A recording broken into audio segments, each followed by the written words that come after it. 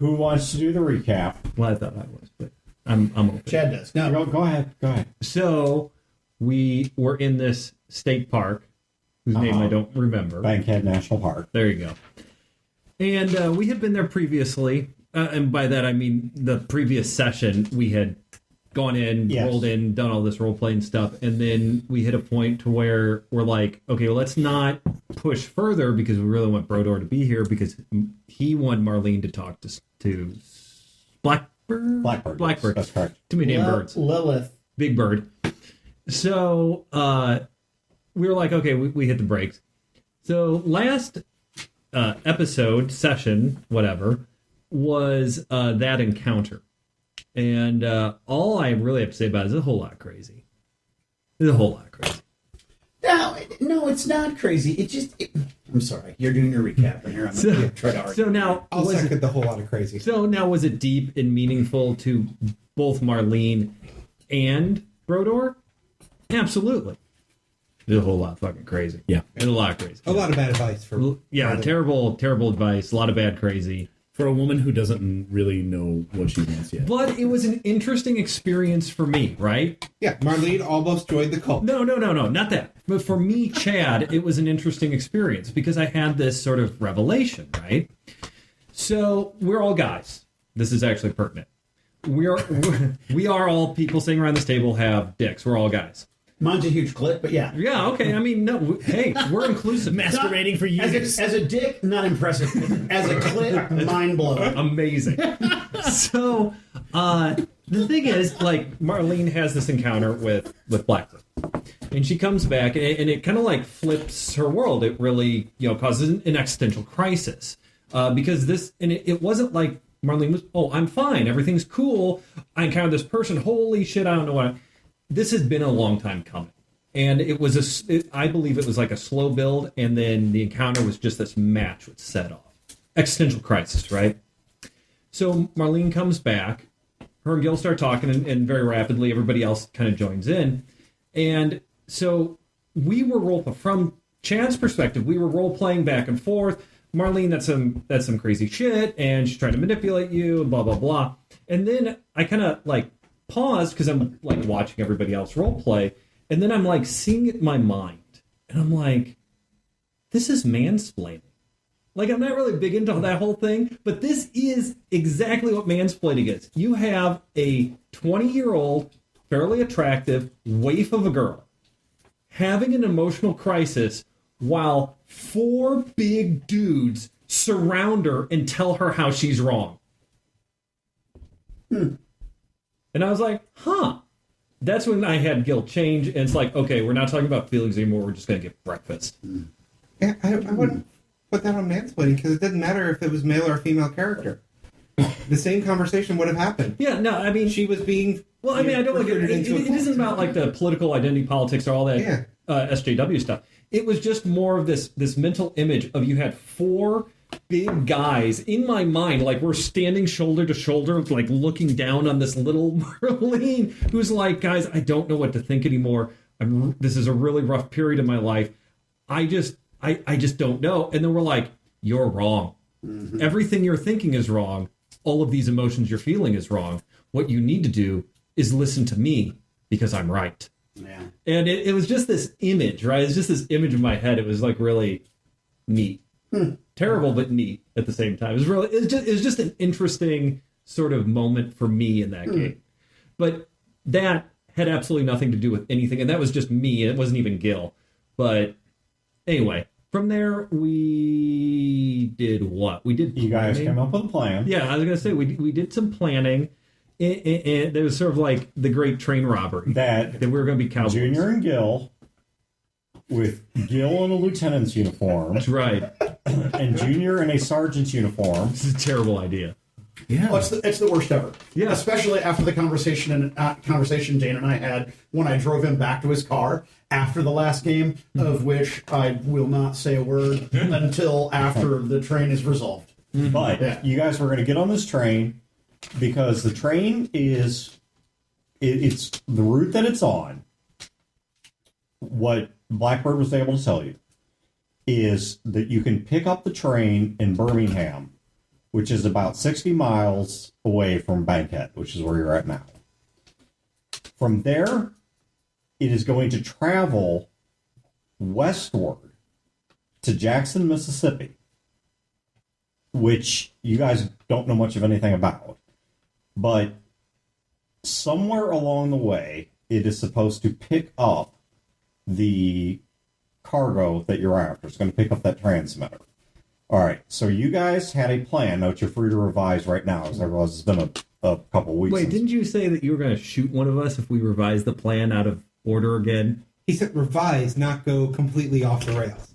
Because we're doing the train. Yeah. But And I put money down now and say if Gil gets shot, it's in the right arm. but It's even money.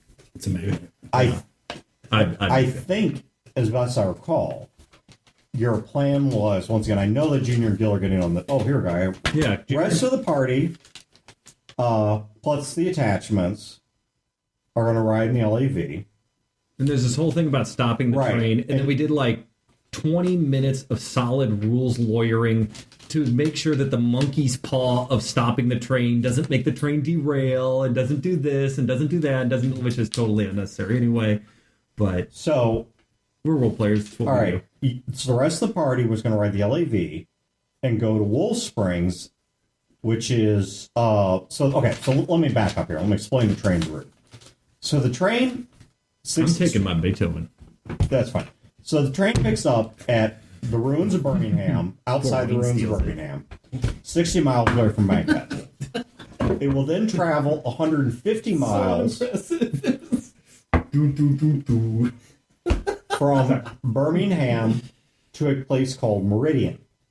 Now, at Meridian, it will go underneath Meridian through some tunnels where the Southern Army has a base down there.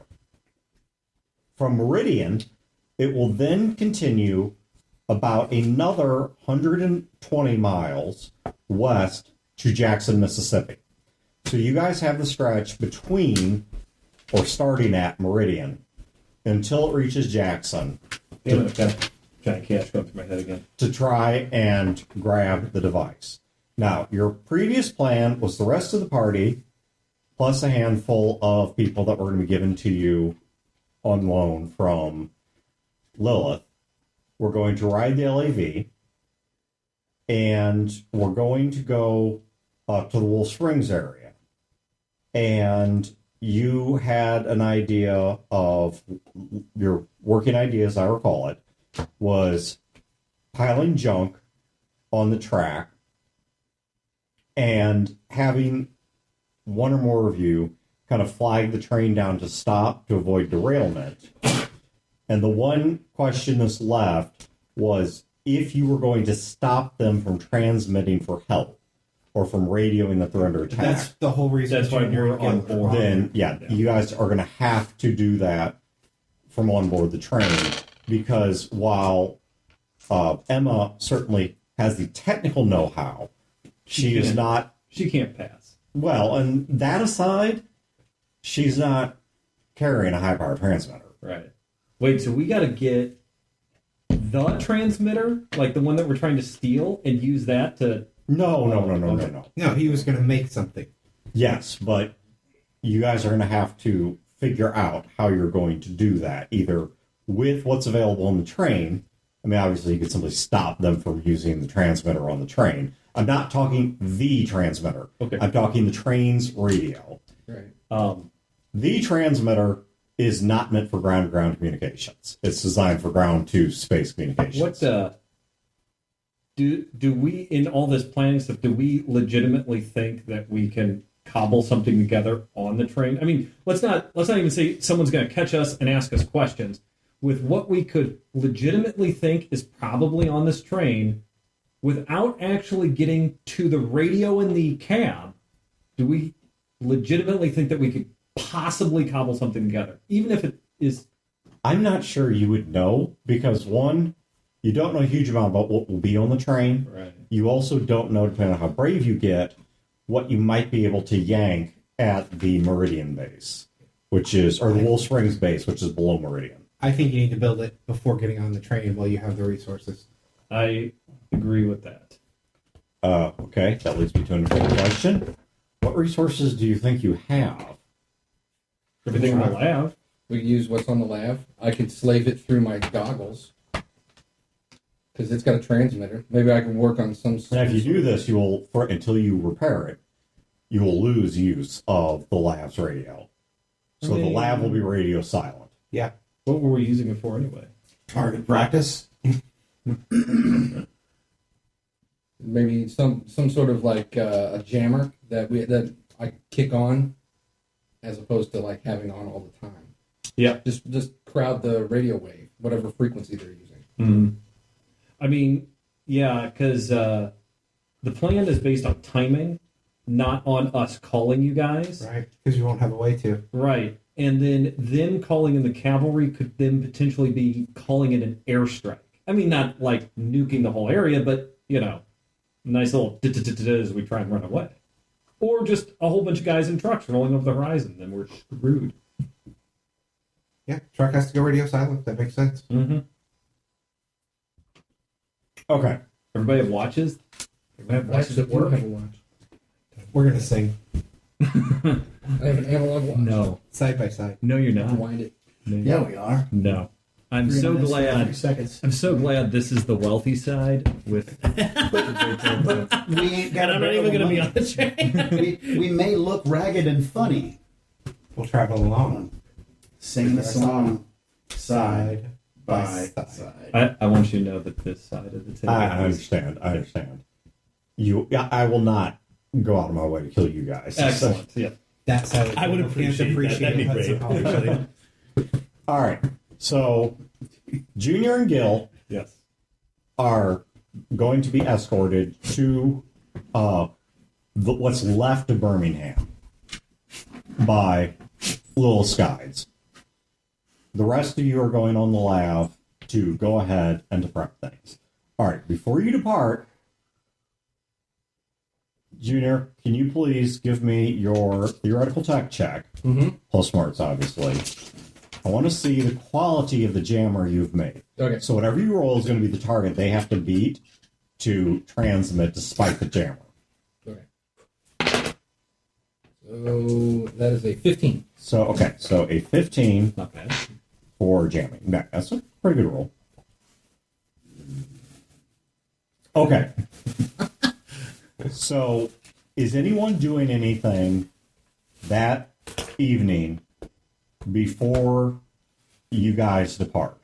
Obviously, Junior and Gil are going to have to go ahead because the two things that you know is, first of all, the train is slower than the lav is, assuming the train's not really bad.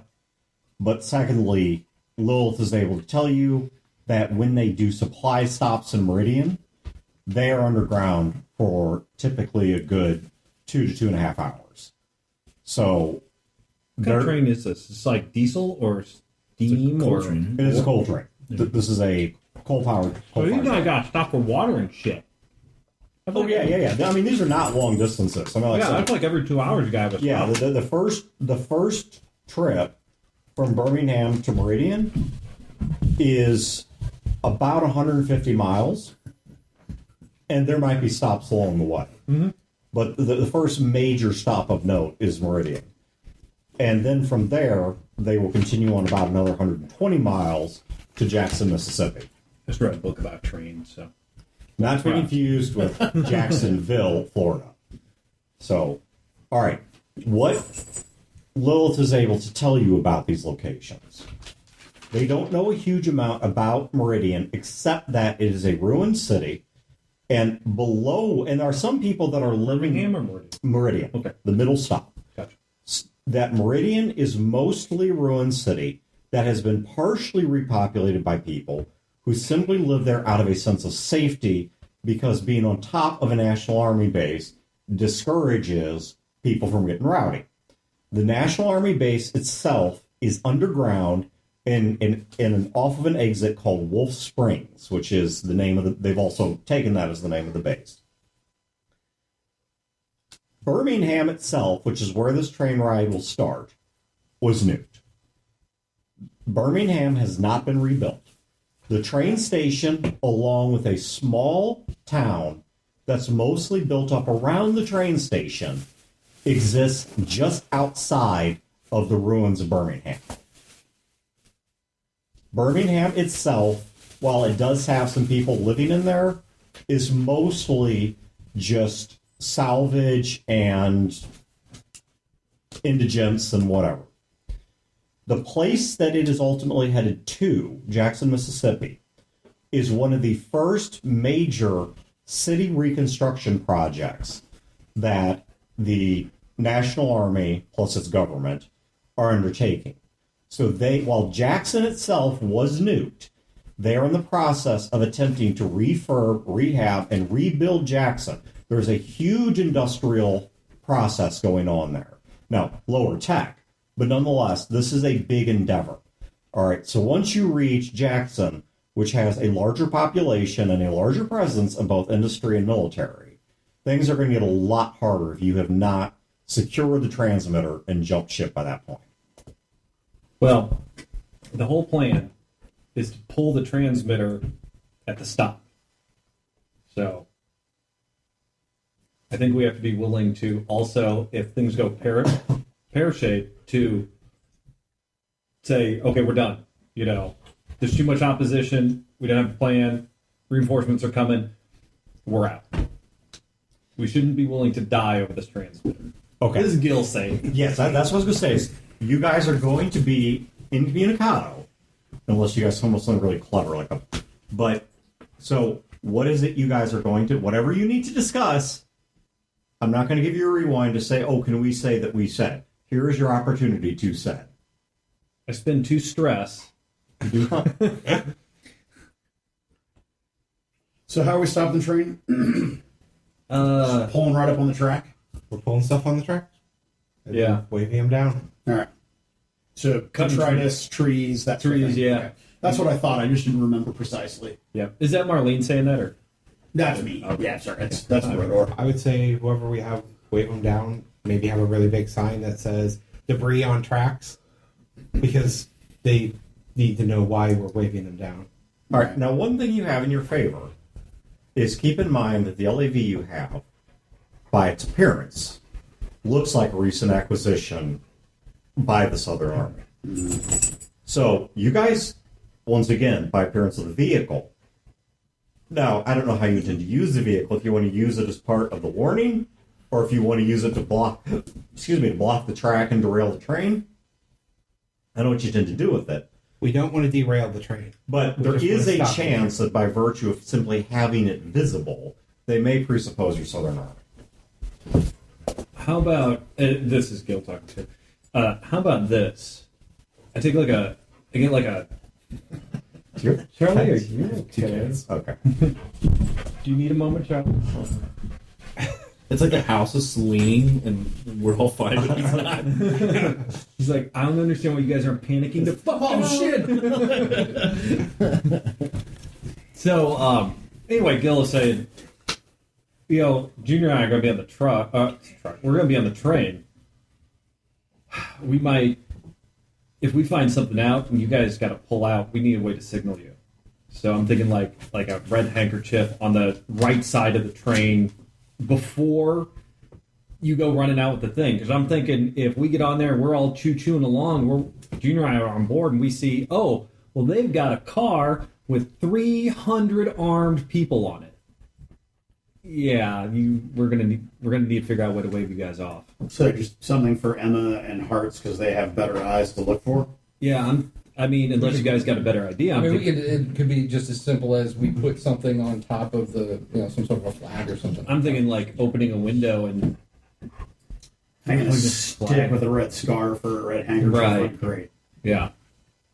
So Well, by the point we see it, we've already got the stuff piled on the tracks. So yeah, well, and that's fine. it will be okay. Just We see it walk now. We away. get Yeah, Just walk away. You see the signal, you guys just get out. We've got a contingent of ISTs with us, right? Because I remember the discussion Yeah. last time was use them as they're robbing the train and then Yeah. the truck come to chase them off. I don't know if that was something we were going to do or not.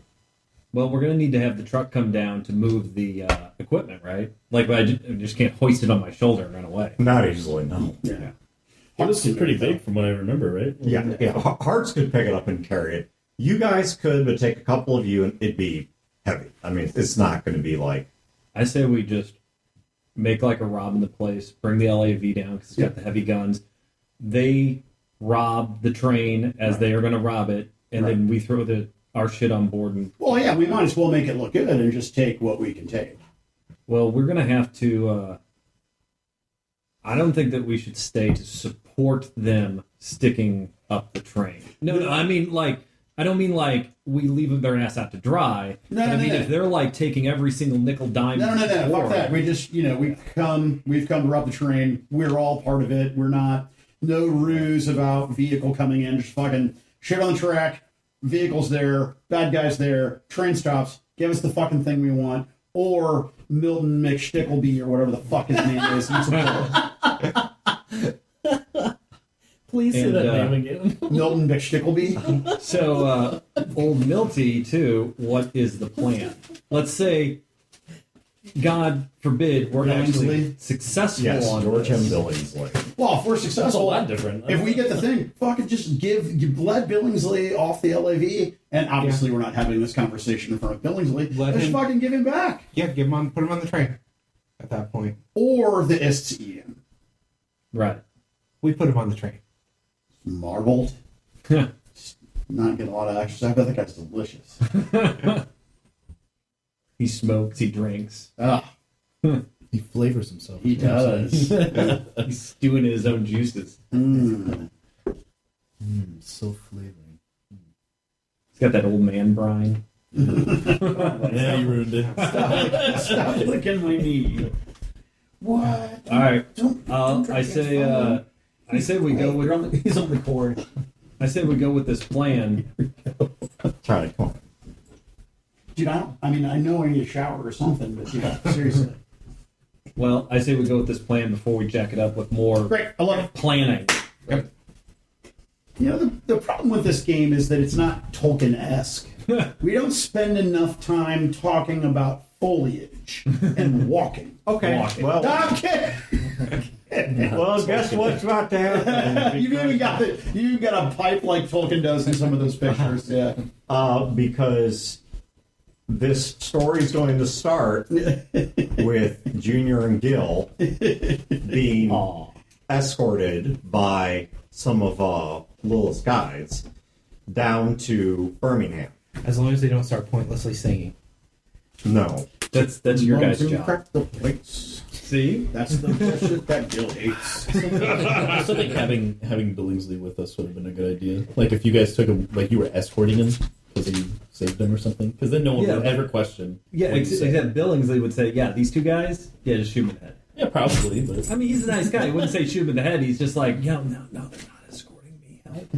And it's just like, "Oh, don't hurt him. Don't rough him up." It's like, "Oh no, sir, we won't. We'll just put him in the gentlest of cells with the softest of truncheons." I can't wait for it to turn out that Billingsley's like the most stand-up fucking dude in the South. He's super Like, sweet, He's yeah. super sweet and absolutely was 100% serious with everything he said. I have no doubt whatsoever he is the most stand-up guy in the South. I'm not willing to take that. Gil is not willing to take that risk. You don't know. I mean, Poe wouldn't take that risk. No, no one would take that risk except Phil. Poe doesn't like Bill most would take people. that risk. Joe. Joe would take the risk, but you saw what happened to Joe. It's was these gonna space say, where's people Joe just now? don't trust any airplanes. Yeah. Fucking racist. All I right. mean, if it would only result in like Philip getting killed, I mean that's on him. But All right. So you guys head from you guys being Gil and Junior. You set out on horseback. These are horses that Lilith was loaning you, along with a pair of her people who are also on horseback, and we're not quite so psycho. their intention is to get you to just outside of the Birmingham station before morning. Okay. All right. So by the time the sun comes up and they're preparing to move the train, you guys will be able to get your tickets and get on board. All right. They also provide you with sufficient money to buy your train ticket and to have some cash left over. All right, so both of you note on your character sheets that you have been given $250 each. These are dollars. $250 dues. Yes. Okay. And this is newly printed money. These are not pre-war dollars, but they are marked as dollars. You're given $250. Who's on the face? I really hadn't thought about it, so that's a fabulous question. The dollars will be enough. It's Jefferson Davis to buy you the tickets from Birmingham to Jackson for a cost of $75. So that will leave you both with, was that 25? No, 75. I suck at head math, yeah, because I'm trying to do 175. Yeah. So it'll leave you with 175 thereafter to use as spending money either along the route or at a destination. I'm standing at the station with you. I'm going like, I wonder if they've got a poker game on this boat. I'm sure they do. Oh my gosh, just like a real Western.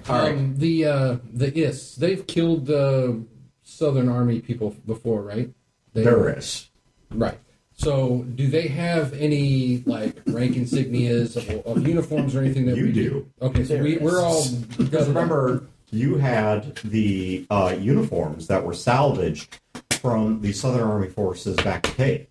Okay. You have, when I say you're going as lieutenant and a sergeant, I mean, that is your cover story. Right. You are literally wearing a lieutenant's uniform and a sergeant's uniform from the National Army. Okay. So- I just wanted to make sure that I didn't have my rank insignia upside down or something crazy that would like tip off that we aren't who. No, I don't assume we need some moron role that the chevrons go with point up or something like that. I mean, if Waitress, I'll have 3 beers. Right.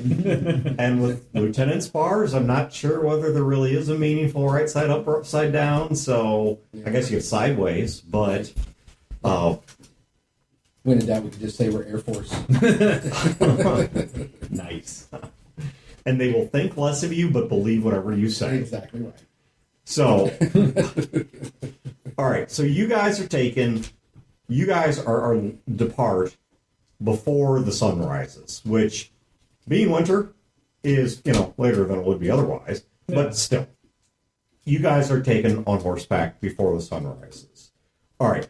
That leaves you guys back at the lab with some time to kind of figure out whatever you're going to do last minute and to pick where and how you're going to do all of this. Now, you've got the jammer ready to go. The radio's been reconfigured. It's rewired to do a broadband broadcast, so a multi-channel broadcast that's just going to fill the airwaves with crap. Right. That should jam out, especially if you are between the train and Jackson. Should keep it, or you can put it on the other side between the train and Wolf Springs to keep it from transmitting. All right. Now, do you guys want Is this part of the truck? Is it something we need to sit? It's not something that Junior's It carrying? is the truck's transmitter. Okay. The truck's radio has been converted.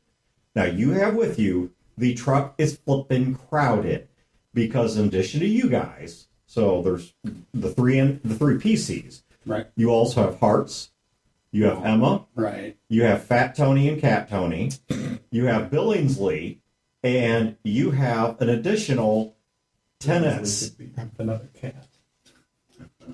I have a technical question, though. Yes. Usually I don't care about this sort of stuff, but shooting might actually occur. We're in those uniforms. Yes. Does that mean we are not in our cop armor, military Unless you're gonna helmet? wear it over it. That's I mean, right. is that, and because that will look stupid and weird and Yes. Okay. No, So- your arm is wide open to be shot. It normally is anyway. So Doesn't matter. Okay, that's cool. I just want to make sure. So the second question I have is, do they have standard arms? Like, Yes. I'm an officer, so I'm not carrying around my pump-action riot gun. Yes. The National Army mass produces Right. a 10-round semi-automatic rifle. Mm-hmm. So it's up-teched from an M1 Garand, but that's about Well, what you're dealing with. The important thing is, Do we have one? Yes. Okay. Do the officers carry them, or do the officers just carry pistol?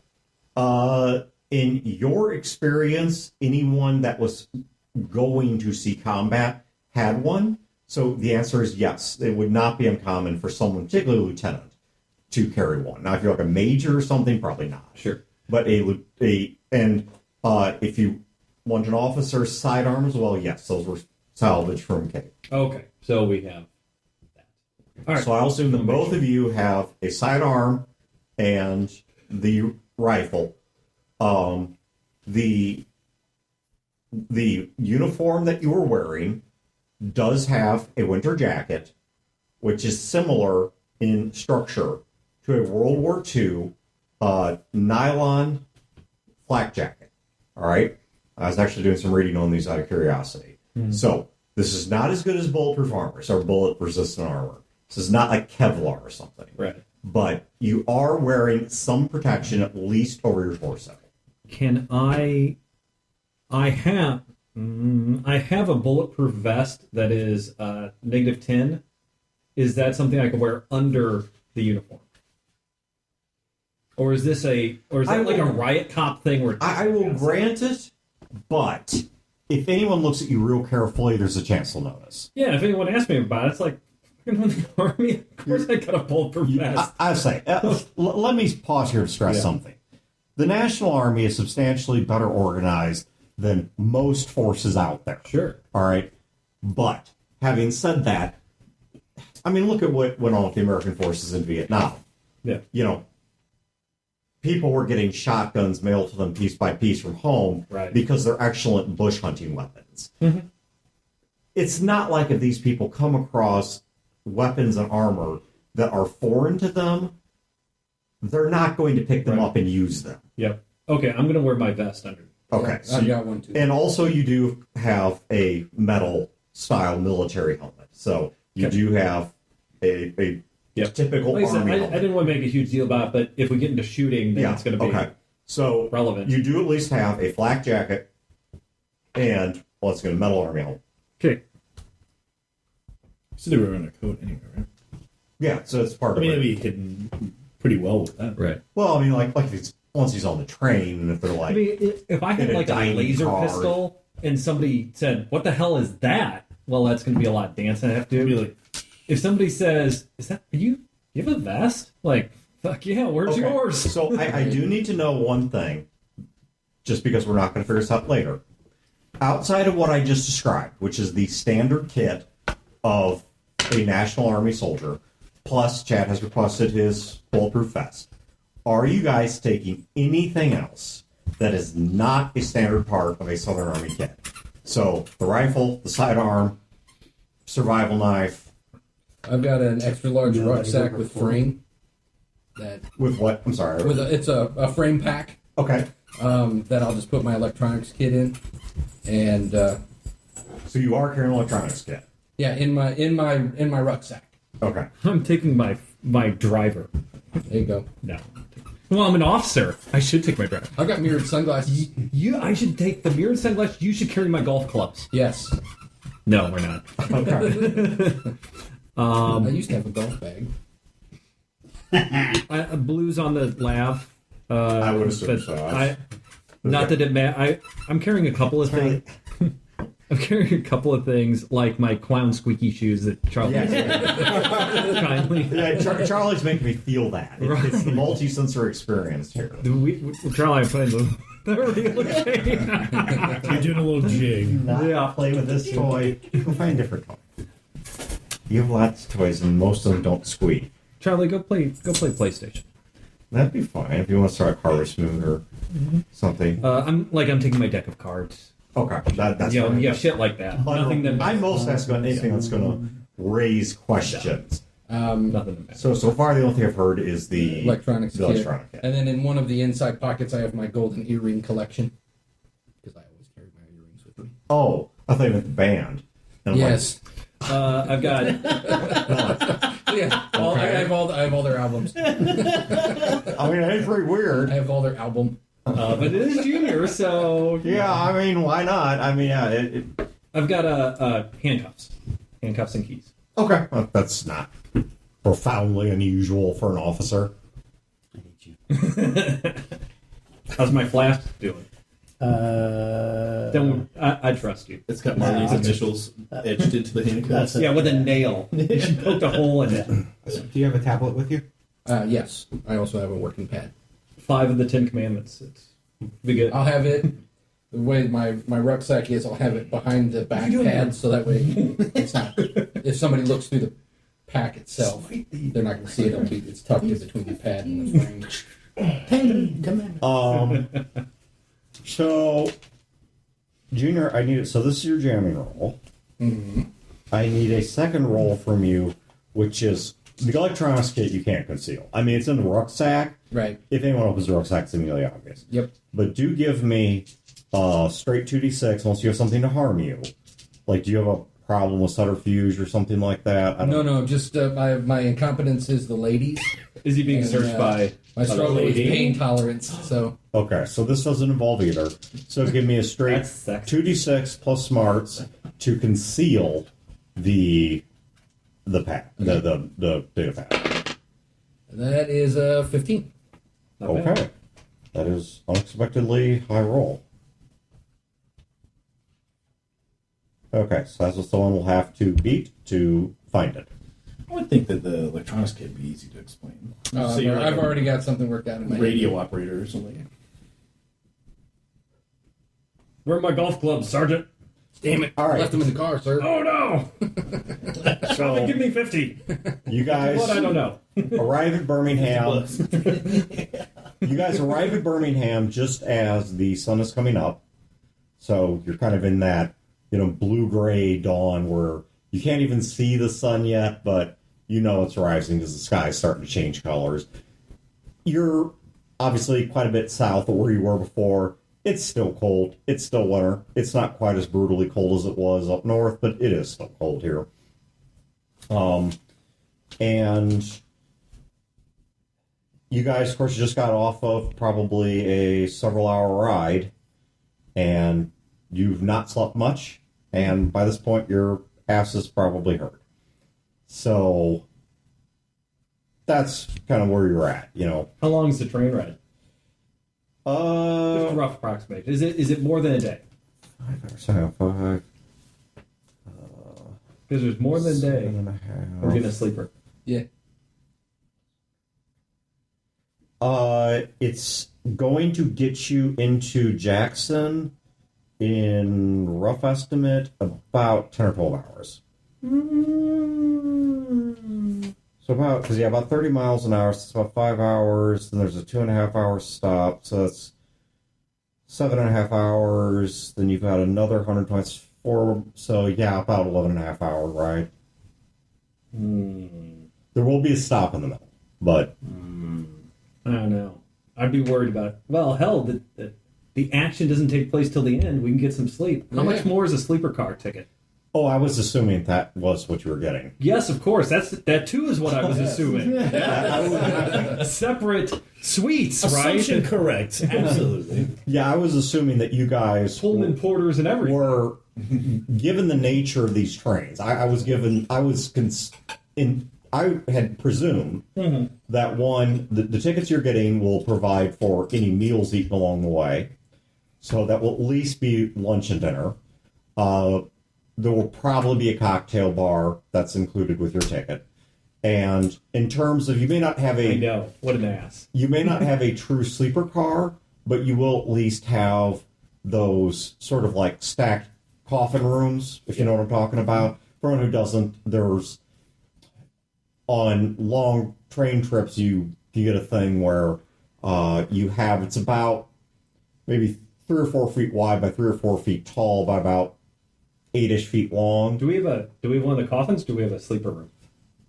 Actually, I'll pay extra for a sleeping room. Actually, that's say, well, even then, the sleeper rooms, that's kind of how the beds are set up. Okay. So but you would also then be able to move the stuff to have a sitting area that's your own. So if you guys want to up the tickets to, let's say, 100 each, then you guys can have, so I'll leave you with 150 in spending money. Yeah, that works. Oh my god, these pencils drive me to rage. A room where you can talk in private. Getting a very And from still Russia our with gear. love And vibe from butt this. stuff. Okay. 12 hours. 12 hours So- of butt stuff. That's My butt's already sore. So prime. I'll do. I'll pick up with them in a minute here with It's the moist. explanation of Birmingham and what Trench they butt. see and whatever. Fringe butt, yeah. Are you guys doing anything else I need to know? And if not, where are you headed precisely? The only thing I can think for prep work is getting the sign ready that says tracks obstructed, slow, or stop ahead.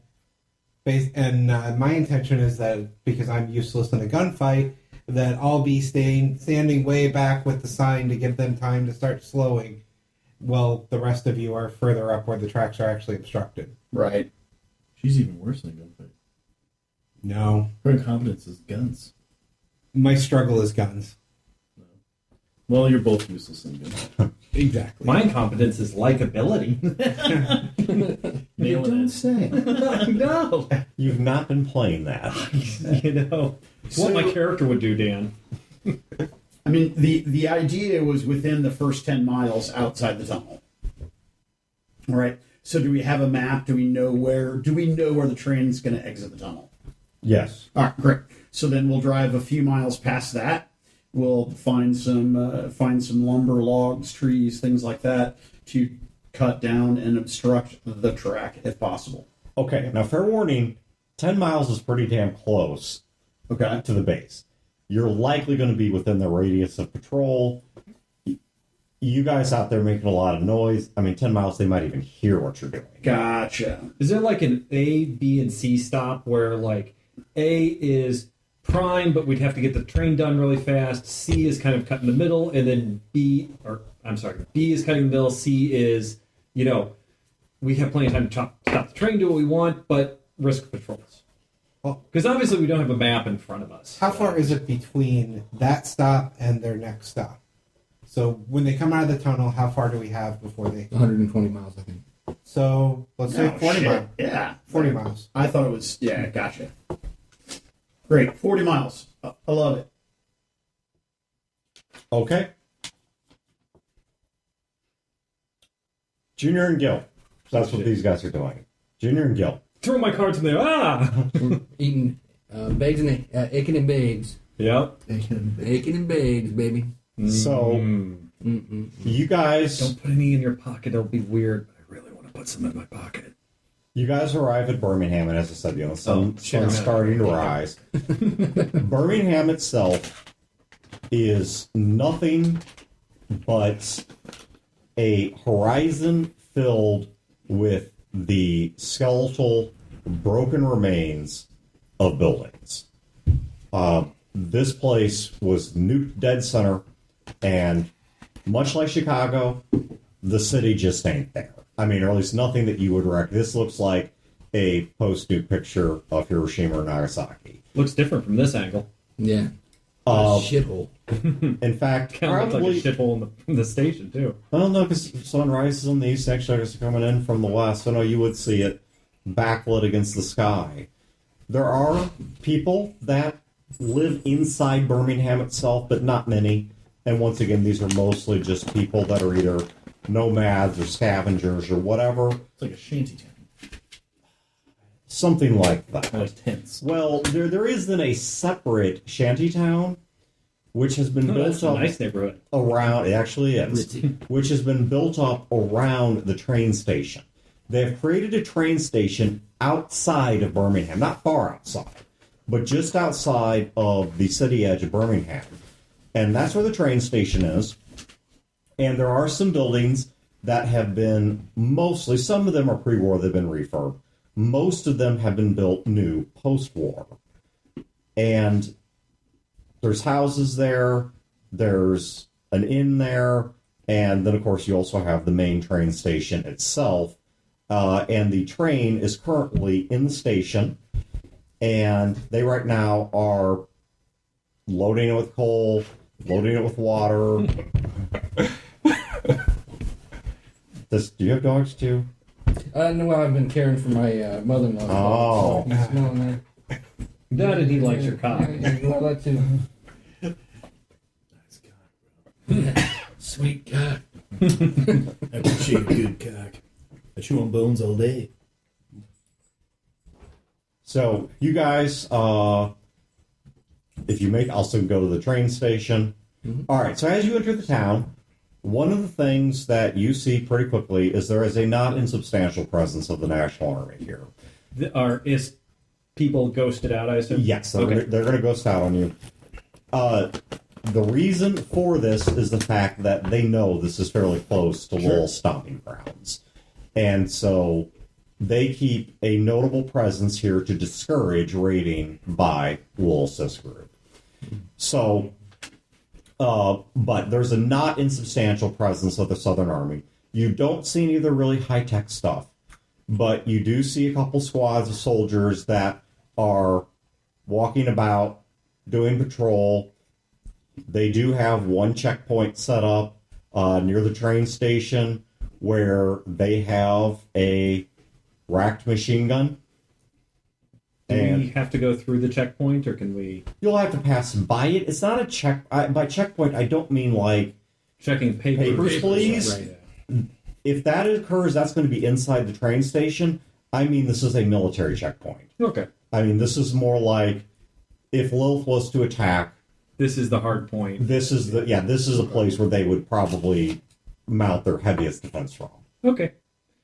Well, want to get a sleeper car? What's that? Oh, you'll love it.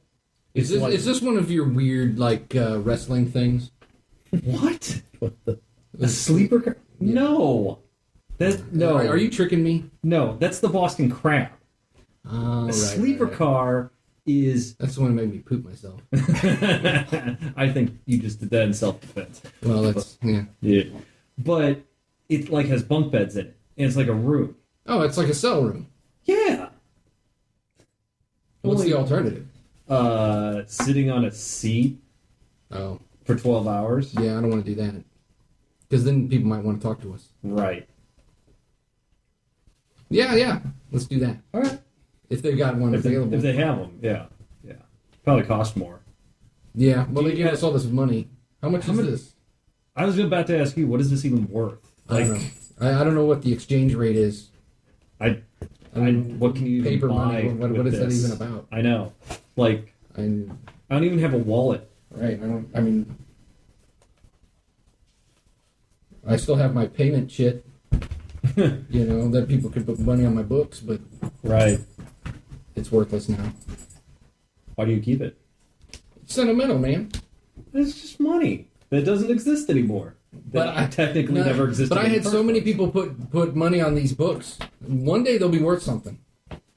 Just on the off chance that they're worth something again. Then I can get some ramen noodles. I think I was overdrawn on mine. How do you get overdrawn? You can't go into debt. Once you're at zero, you're not supposed to be able to buy anything. I mean, I had stuff I had to buy. Oh man. I had to get stuff. Is that why Tony didn't like you? What? Did I have to- Because you owed him money. I did not owe Tony money. He said you owed him money. I don't owe Tony shit. Well, maybe not now, because money ain't worth anything now. I did not owe Tony shit. We're walking up to the checkpoint at this point, I guess. You're right. Okay. Or past it. Well, as you guys start walking past the checkpoint, you notice that there is an officer at the checkpoint, Captain's rank, who is... I absorb his captain powers and become a captain. You right. quicken. Yeah. I mean, that's how the military works, right? Yeah, absolutely. Who is eyeing you guys, but not suspiciously. Oh. Do either of you have some kind of, not social reactions, but do either of you have a skill that would help or hurt you with interpreting a social situation? I have a reliability and first impressions. I can crack heads, and I have presence. Okay. So, as you guys are walking past this checkpoint Walk casual. toward the Right. train station, you guys see this captain who's eyeing you with like this almost tentative look to him. I lean over to Junior. I'm like, what's his rank? Captain. Is that more than what I am? Yes. Oh. And as you start to pass him, he hurries his step over towards you guys. Do you know this guy? And Junior, his eyes are fixed on you. I return his gaze and let it linger long enough to see if is he trying to proposition us for something or me for something. Is Junior's hair green? No, it's shaved. He's bald, yeah. He shaved his hair. I shaved it. He's still really pale and doesn't look like he's actually alive, but You know, It's cold out. it is. You don't get enough vitamins. Been All right, underground. so as he a lot. approaches, I stop. I still look at him. I stop advancing and I'll nod and I'll say, "Yes, sir." And Weiler, I don't think we need to do a yes, sir. You son of a bitch, you made it out. Yes, sir, I did. You fucking made it out, you old boy. Do you know that your mom and papa have been checking in, asking whether you made it home? Does he have a name tag on his? Yes, he does. What is it that what? It is Ed Weiler. Oh, boy. It's What does mine say? what's Is the it like name? Martinez? Oh my god. No. Chow. Right. Chow. Mrs. What's my name? Oh. Chad, you're Weiler. Entweiler. Oh, Entweiler. Entweiler. Entweiler. I gotcha. Chad, yours is Oliver. The last Like name. last name is Oliver. Yes. Okay. So Lieutenant Oliver and Sergeant Entweiler. Yep. I just smile and I say, "It wasn't easy. It wasn't easy, sir." I'm standing like Well, I can a few feet away, not like right there. imagine it wasn't easy, son. Most of y'all didn't make it out of there at all. No, we sure didn't. I've seen a lot of. I kind of stare off into space like the 1,000-yard stare. Yeah, lost a lot of good men.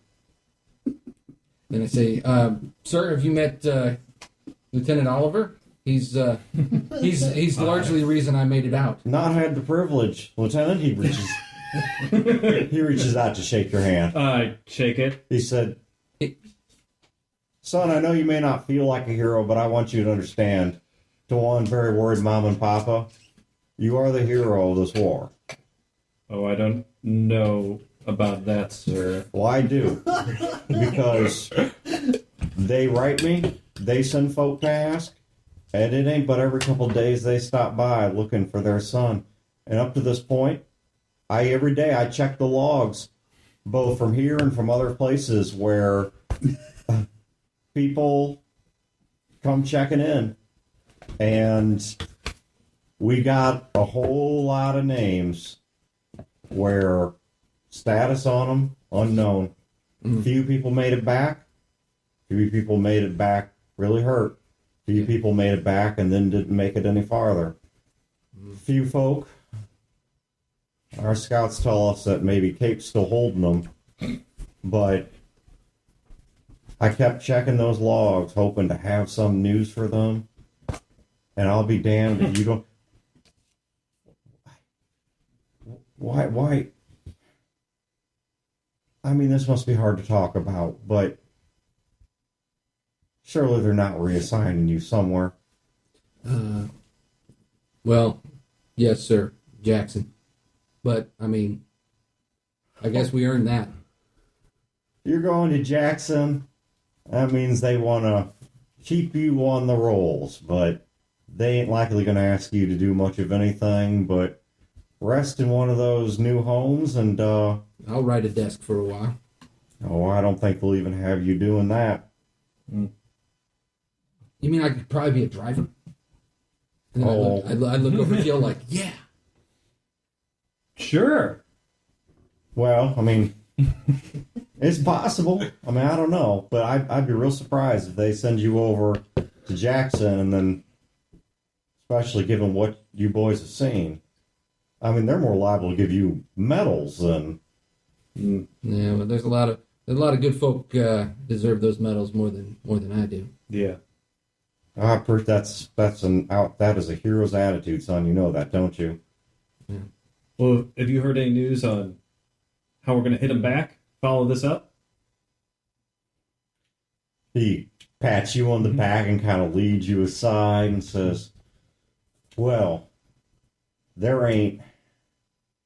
You know, I hear things I ain't supposed to hear. And I know hearing them I ain't supposed to repeat them. I give him a knowing nod. But I think if anyone has earned it, you boys have earned this. We're going to set things right. We've, the way I understand things is our president struck a little bit of a deal with Jacksonville to let certain things take their course come springtime. And we got enough away from there, and we got enough men that they're itching for this. Oh. They're itching for a shot at Cape, and when we come back, there's going to be some things that, boy, you ain't ever even seen the likes of on our side that are going to be coming with us. It warms my heart, sir. But don't you worry, you ain't going to have to be part of it. I would be shocked and befuddled if they do more than debrief you, give you a medal, and let you sit on your ass for the remainder of your days collecting a paycheck. That does sound good, but I think we just want to keep doing our part. After what we saw... You done your part. You done your part. You done your part and then some. Thank you, sir. Like, look at you. And where we can grab some chow, sir? Oh, if you're getting on that train, you get up on in there. I'm sure they're going to have some breakfast left over from the folk that came from out east. You just tell them Captain McCoy says to serve you up. I'll serve you up right. Appreciate it, sir. Thank you, sir. And I'll make sure that I write a letter to my folks while I'm here. Before I wasn't even certain I could get any correspondence to them. You write that letter. I know that train ain't pulling out for another hour, so you write that letter fast. Yes, sir. And you bring it to me. Will do. So I have something to give them that got your handwriting, your signature, or something, son. So they don't just have to think that I'm telling them one over to make them believe. We'll do. We have a. Should get a picture too. I'm fresh out of paper though. I have to find me a paper. Some paper. Oh, you know what? Give me just 1 second. He goes over to the sandbagged area where the machine gun is and opens what looks to be a logbook, tears a page out of it, and comes back with a charcoal pencil, hands it to you, says, "You take your time, but don't let your time be more than the next hour." Yes, sir. How about we go get some breakfast and we'll write that letter? Yeah, I hold out my hand and I shake it like I have a little bit of little palsy, and I'll take the He paper from shakes it in both hands quite vigorously, and then he salutes you. I salute him back with a wavering hand. As you guys are walking away, Oh, yeah. he turns back to the checkpoint and says, "Now, boys, that's what we're fighting for, is to set right what been done to them folk. Don't you forget what you saw here this morning. That's what heroes look like." I don't even. We're just straight line, freight line is going. We're not even looking and seeing what they're talking to. I just follow his lead. Like, oh, fuck. All right, you guys go up into the train station, wood plank building, fieldstone foundation packed with mortar. That part may be pre-war, but the wooden parts of it have certainly been rebuilt and repainted post-war. There is a ticket counter. There are people waiting in here. Not a significant number, maybe a couple dozen. Some people who have bags and have tickets. Some people appear to just be stretching their legs. But there are 2 ticket counters that are open that have ink drawn maps of the southern U.S. and the rail lines, and they've got a chalk written timetable hanging up. What was that? What was that guy's name again? Oh, the captain? Yeah. McCoy. Yeah. Let's see if we can get some free tickets. Yeah. Let's do it. All right, so you walk up to the ticket counter, and there's a young lady working the one that you're able to get up to first. Howdy, ma'am. Oh, it's good to see you, sirs. Captain McCoy said that to talk to you, and does she have like a name tag or anything like that? Are you Millie? Boxcars, yes. That's it. I believe in. She's like, Millie? It wasn't Millie. It's not Millie. I got Millie on the brain, I guess. Yeah. You're supposed to remember this stuff. You see his face when he said that? Creepy. It was very creepy. she kind of blushes a little. She says, "No, I'm afraid not." Oh, you're useless, Sergeant.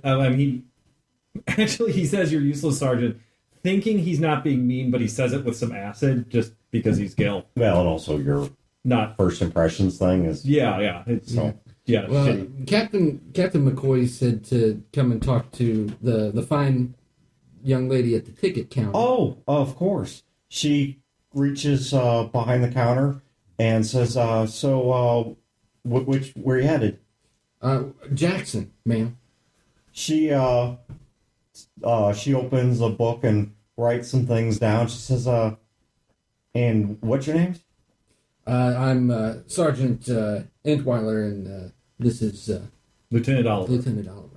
She makes some notes, and then she takes out 2 pieces of paper, writes like half sheets of paper that are already pre-printed with some information, writes a few things on there, takes a punching thing that embosses the paper, and then takes out a big red stamp and stamps them with the Star and Eagle insignia of the National Army, and puts them on the table and says, "Well, there you are." Well, thank you. Thank you, ma'am. Much appreciated. I've got a question. Is there anybody else here from the Battle of Cape? Oh my God. I'm sorry. I just want to see if not that there's any of our. If any of our brothers made it back. not that they've said to me. Well, that's okay. Thank you. I didn't know. I'm sorry. No, you don't Ma'am. need to be sorry, ma'am. We're just happy to be here. Yep. Happy to be here. I just kind of start repeating everything he said. Thank you for all that you did. Ma'am, thank you. Thank you. It's where we did it. His is believable. Gil's isn't. Yeah. She blushes a little bit and looks down nervously at the book in front of her. I'll take the 2 tickets and I'll say, what was your name again, ma'am? I just want to make sure that I give thanks to the people who are so nice to us. Annie. Annie. You have a good day, ma'am. I'll tip my cap. And give my best to Millie. I will do. Tell her she's a lucky lady. I'm the lucky one.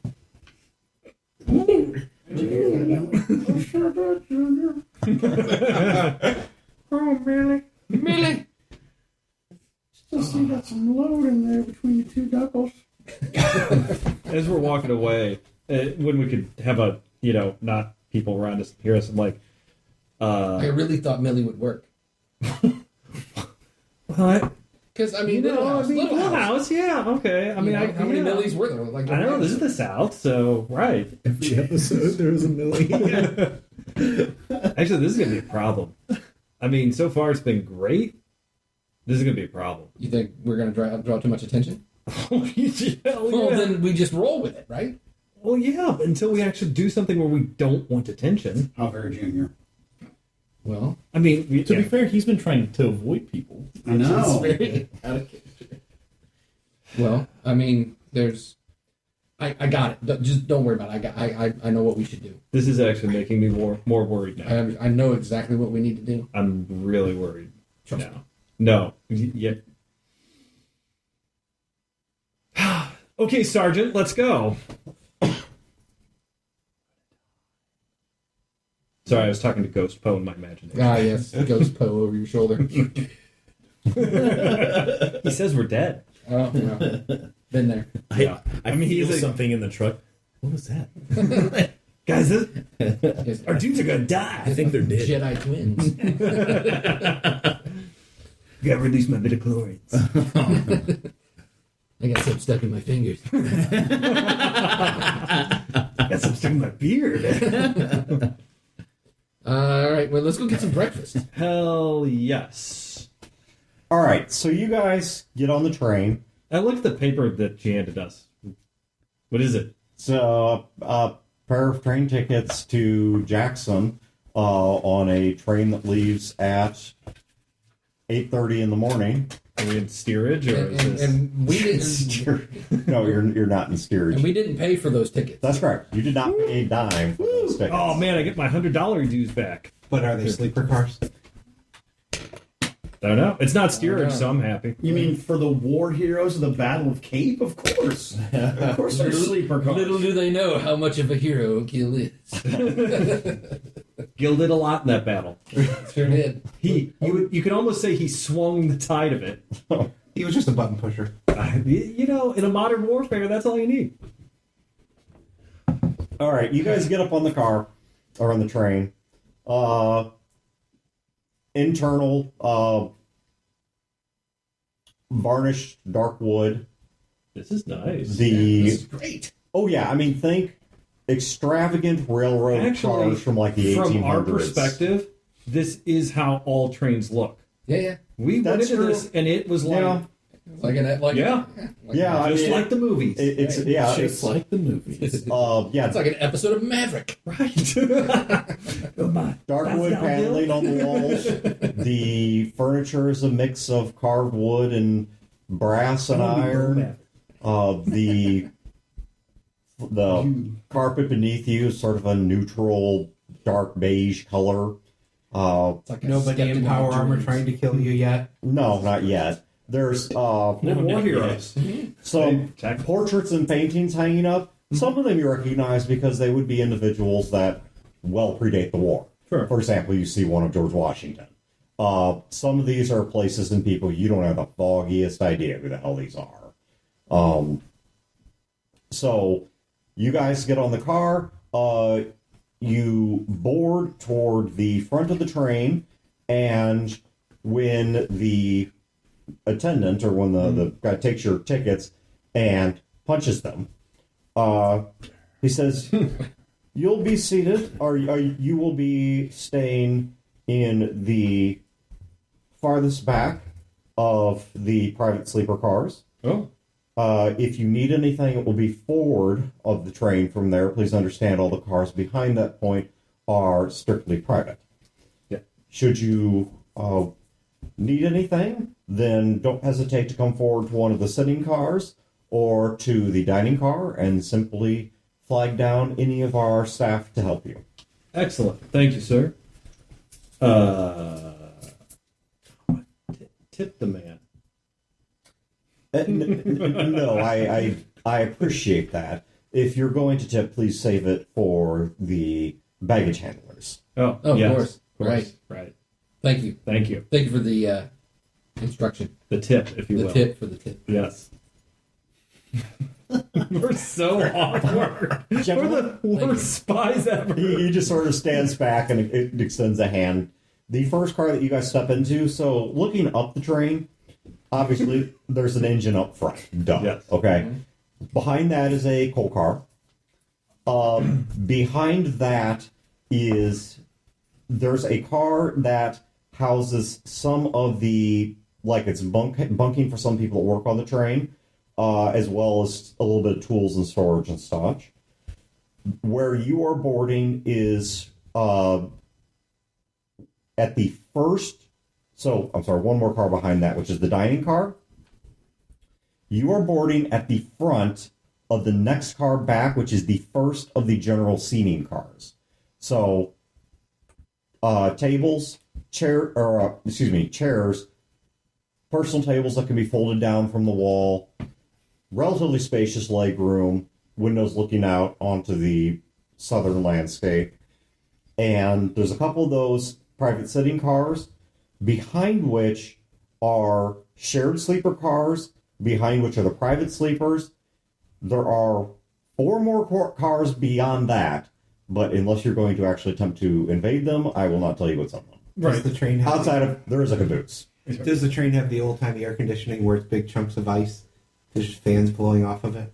In the middle of winter, no, they do not. It's called a window. It's the South, so it could still be hot.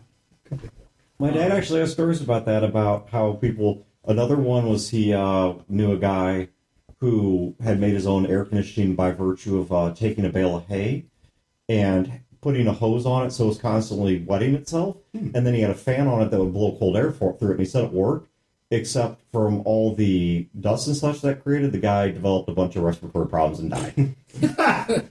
Fantastic. So, yeah. But it worked, right? Like, I mean, yeah, it did work. Died cool. It's like a swamp It's like the cooler Marble with Man. lung died cool. disease. That's right. With one disease. I assume that the cars behind those are like transport cargo cars. They appear to be. So, okay, from the 3 cars behind that, not counting the caboose is a 4th. The 3 cars behind that, what you can tell from the outside is one looks very elegant, large windows, looks somewhat similar in design to your private sleeper car, but more extravagant. The 2 behind that, The Billingsley car. it very well may be. It's the Archduke. The 2 behind that are no windows, completely enclosed, and one of the 2 has a Southern Army soldier on both the front and back of the car. Okay. Well, let's stow our shit and get some food. Yep. Okay, so you guys drop off your go back to your private sleeping room. You drop off your bags. You go up to the dining car, where once you're seated, you don't even have to give any stories. Simply seeing the uniforms. One of the car's attendants comes to you pretty quickly to ask if you've had breakfast yet or not, and We have had neither breakfast nor lunch. No. Or dinner last night. Yeah. just one moment. I will make sure that you have more than you can eat. I have not heard words like that in a very long time. Much obliged. I will bring you seared ham, hash browns, orange juice, fresh eggs, and of course, biscuits and gravy. Oh my god. I need to sit down, sir. I'm about to swoon. I understand being flush. He has the vapors. I understand being flush. But please, relax, enjoy the hospitality, and should you need anything beyond orange juice and milk, please do not hesitate to let me know. If you'll excuse me, I'll be off to prepare your food immediately. I hope Thank you guys you. get Cosby'd. So back to Marlene. I found this ham in my pocket. With a bunch of quaaludes sticking out of it. I call it quam. I call it quam. Okay, so, Junior, you do have this charcoal pencil and this blank piece of paper. Yeah, I'll just, in a real shaky handwriting, I'll just write, Dear Ma and Pa, I made it to Birmingham safe and sound. I know you've probably heard a lot of things that happen in Cape, and frankly, I wouldn't want to go into too many details. Just know that I love you, and I hope to see you very soon. And then I'll fold it up. Porter? Okay, the And I'll just put an X down at the bottom. Your son. Your son, X. the porter comes and takes it. What instructions do you give him to do with it? Take to bed. Yeah, make sure that give it to Captain McCoy and tell him that Sergeant Intweller. This is from Sergeant Intweller. Okay. He passes it off to somebody who is off the train, but looking out the windows, you can see that in visual warning back toward the checkpoint. Okay, so while you guys are eating your breakfast with off of fine china, Food. linen napkins, steelwork flatware, Oh my god. drinking out of crystal glasses. It's real crystal. We didn't eat this good back in the station. No, actually, you probably didn't. No. Yeah. Well, Poe did, but he had a piano. How the hell do you get a piano in a space station? You have it put together piece by piece. Yeah. I didn't think about that. I kind of imagined it coming up all at once, but it's really heavy and you had to bribe a lot of people. Yeah, Tony. Yeah. That dick. I love the idea that Poe had like a fireplace in his quarters. Meanwhile, back on board the overly crowded, back on board the lab, which is packed like sardines, and you guys are sitting there with 10 Is, who thank God it's winter because they probably haven't bathed and you don't know how long. Doesn't smell like butthole. And you guys are eating a combination of rations they brought plus the ones Shotgun. plus the ones you have. Turned it in. And as Fat Tony is, he's driving along, watching a map of where you guys are, and trying to do his best guess on directions and such. And Emma is occasionally giving him insight. Says, hey, I cannot help but feel like you guys have gotten a little tired of the cat facts. I'm not hearing any answers. I'm not hearing...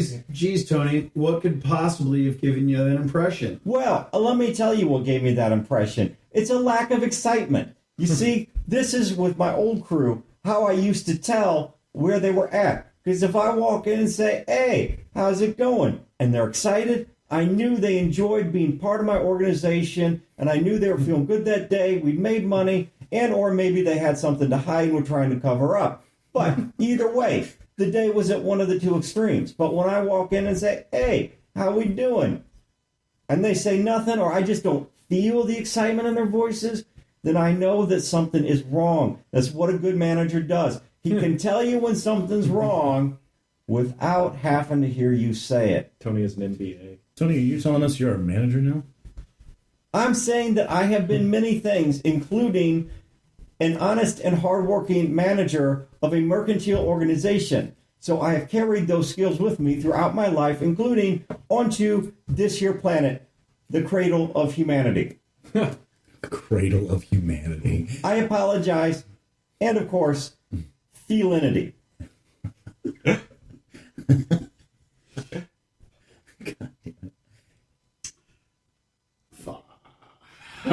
There was no excitement in that fa. This is how I know that my cat facts, they are no longer interesting you the way that they first did. Tony, they never interested me. Ever. Not once. Not the first time. Not the third time. Not yesterday. Not now. Oh, Nor will they tomorrow. You say that, Marlene, but I know how you women are. You say you don't like something when you do because you want to see if a man will stick to it. Now, I believe you got bored with him eventually because there came a point when that excitement was gone. But when you gave me that kiss back in St. Louis, you think I didn't know what was on there? Just for clarity, that was mansplaining. I'm trying to remember when they kissed. Did we all see that? We were coming across the market. Tony had bought just a bunch of stuff. Including a cat. And we were trying to get information from Pops, and there were St. Louis aficionados following him, people that worked with one of the masks. I don't remember the Overlord. I don't remember exactly, but basically it was imperative that Tony shut the fuck up. Because So you kissed him? Yeah. Marlene, honey, you could do way better. No offense, Tony, but I was the only man she had ever met who had his own kitten. I understand. I felt the moment overwhelmed me too. I was ready to kiss someone. And I'm like, who do I kiss? And then it happened. And I understood. I get it. It's not me. Tony, I understand. It sounds like you had a profound change in your life. I'm not a charming man like I once was. I understand that. But you cannot see a man with an animal like Cat Tony and not be overcome.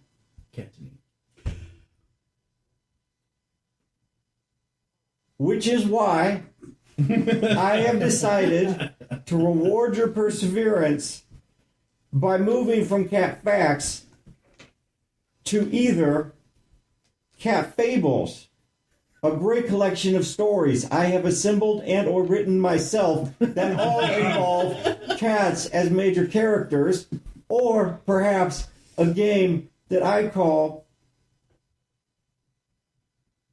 I have not given it a title yet, but here's how it works. I tell you some cat facts and a cat fiction, and you have to guess which one the cat fiction is. Perhaps when you hear the cat fiction, maybe you say something clever and pun-like, such as pause, and then if you are correct, you win a prize. I'm going to go outside and have a cigarette. That would be a bad idea as the vehicle's in motion. Oh, I'm going to vote for Cat Fables because I just know the other one is going to involve Barbara Penis. Goodness gracious, Philip, this planet has warped your mind. No, she has. She has a barbed penis. She's the one that told us about cats' barbed penises. I'm going to make sure that the combat module is in hearts. I've never looked at a cat's penis. I still haven't looked at a cat's penis. But she knows the cat's penis is Please do not debase Cat Tony in that manner. Whether his penis is barbed or unbarbed, whether he is It will Jewish, remain a mystery. precisely. This must remain a mystery. Except Marlene already told us it was barbed. She has robbed my cat of all of his dignity. Yes, she has. Just like, you got another 12 hours of this. This is not the first time that a cat has been robbed of his dignity. You see, once upon a time, there was a cat who lived in a palace alongside a prince. And the prince loved this cat so much that instead of simply calling him Mittens, he called him Duke Mittens. Because Duke was less than a prince, but it was more than anything else that was in his court. What kind of cat was Duke? Well, he was a tuxedo cat, very similar to Cat Tony. In fact, I based the character upon Cat Tony and how I think one of his previous 9 lives may or may not have gone, but probably did. But at one day... Tony, out of all of the cat fables, how many of the central characters are based on Cat Tony? Perhaps 75 to 85%. Okay. If I was not driving, I could write them down. In fact, somebody hand me a piece of paper. I hand him a piece of paper. The Legend of Cat Tony. Actually, I write that on the top of the paper before I hand it to him. The Legend of Cat Tony. And hand him the paper. Steve, Do you miss Gil yet? Oh, yeah. Oh, yeah. roughly 82.5%. I will let you guess how many fables there are to reach that exact percentage. I put that in your sack. Knapsack. Reach into my pocket. What's this? But do you want to know? We've just begun to tell the tale of Duke Mittens. Tony, I mean, no, I don't want to know. No, I am not curious. There is no effort imaginable that could get me to care less about fucking cat facts or cat stories.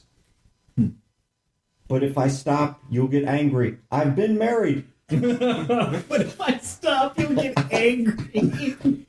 If you don't stop, she'll get angry too. Oh, I know. But I know when she says, I don't want to talk about it. I just want to sleep. And if you keep talking, she gets angry.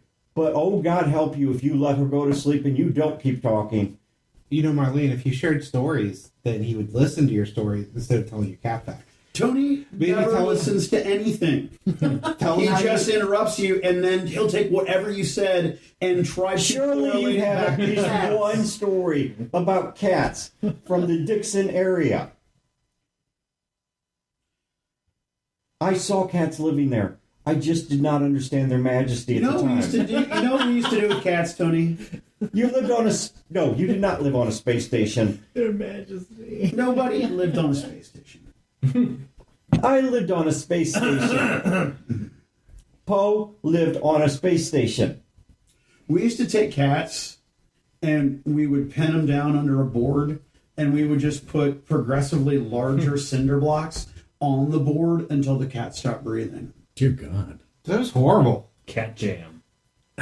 Maybe it's good that town got blown up. Yeah. We just let them eat the mice because they're working animals. Marlene, there is a cat story in there. Because perhaps I know where this cat came from and where its soul is from. Did you know that back during the Salem witch trials, it was piling weight upon boards that they would use to elicit the confession of witchcraft from individuals, and perhaps this cat did something terrible and is now trapped in this life cycle where each of its lives must end in the same way until it redeems itself. You could have been part of that redemption story, but instead you were part of its cycle of punishment. When you die and it is waiting for you, depending on whether it made it through or not, it may, in fact, thank you. That is the love of cats. That is how big their hearts are. Tony is the embodiment of vengeance for those cats you guys murdered.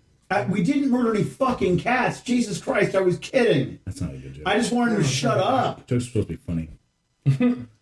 It did make you sound kind of like a sick fuck, which is why I had to create a story to normalize it. Because, good God, what kind of person just piles weight on a cat? I mean, it's a cat. It's not a fucking person. Yeah, I get if you do that to a person. I mean, people are dicks. People do horrible things. You know, if you're like, oh shit, we pile cinder blocks on people like Gil, I'd be like, okay, I do get it. I mean, maybe it's a bit much. He's not wrong. But, you know, it seems a little weirdly involved and ceremonial, but okay, I understand how we got there. I look at the S and I'm like, does anybody in your camp talk this much? They kind of look between each other, say, yeah, one or two. One, two. And you guys haven't killed them? No.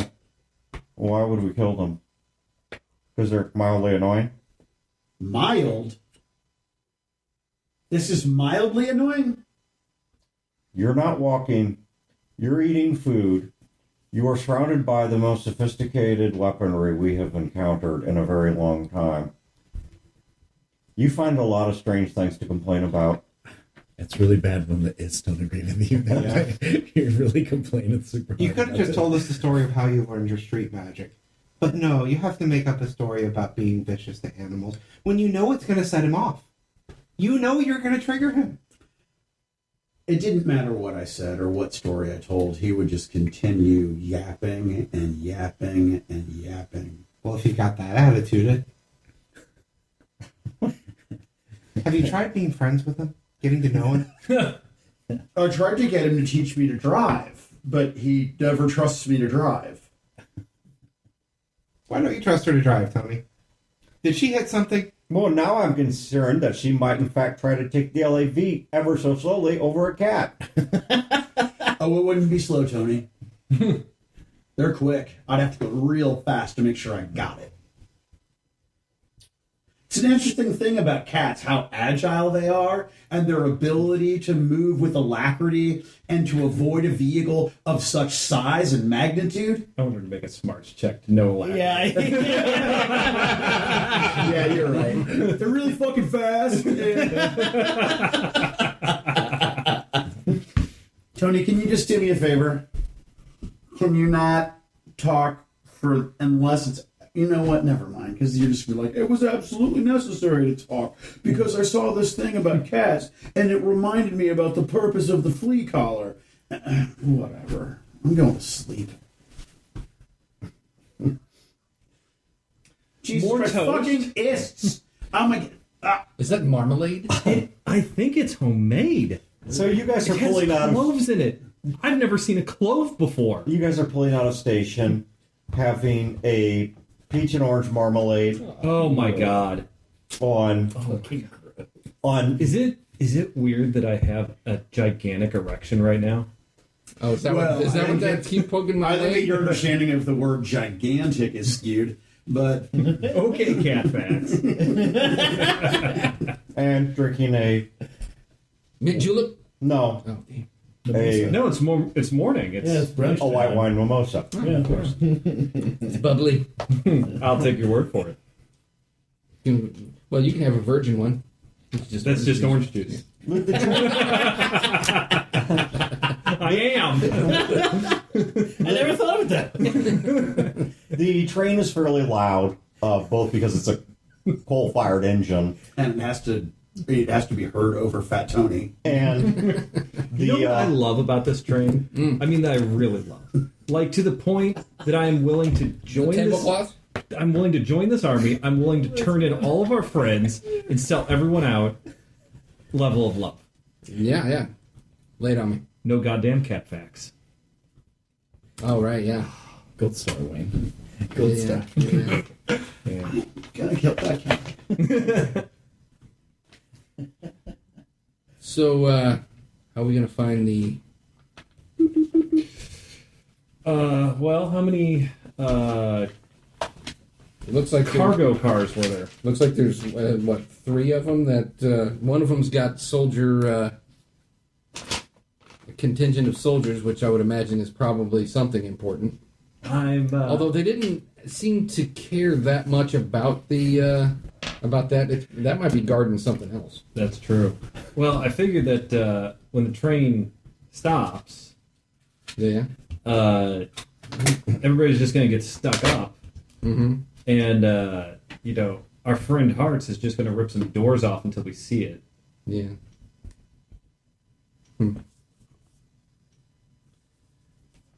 I didn't see any other soldiers. Maybe we can ask around if there's like a... Yeah. Have we pulled out yet?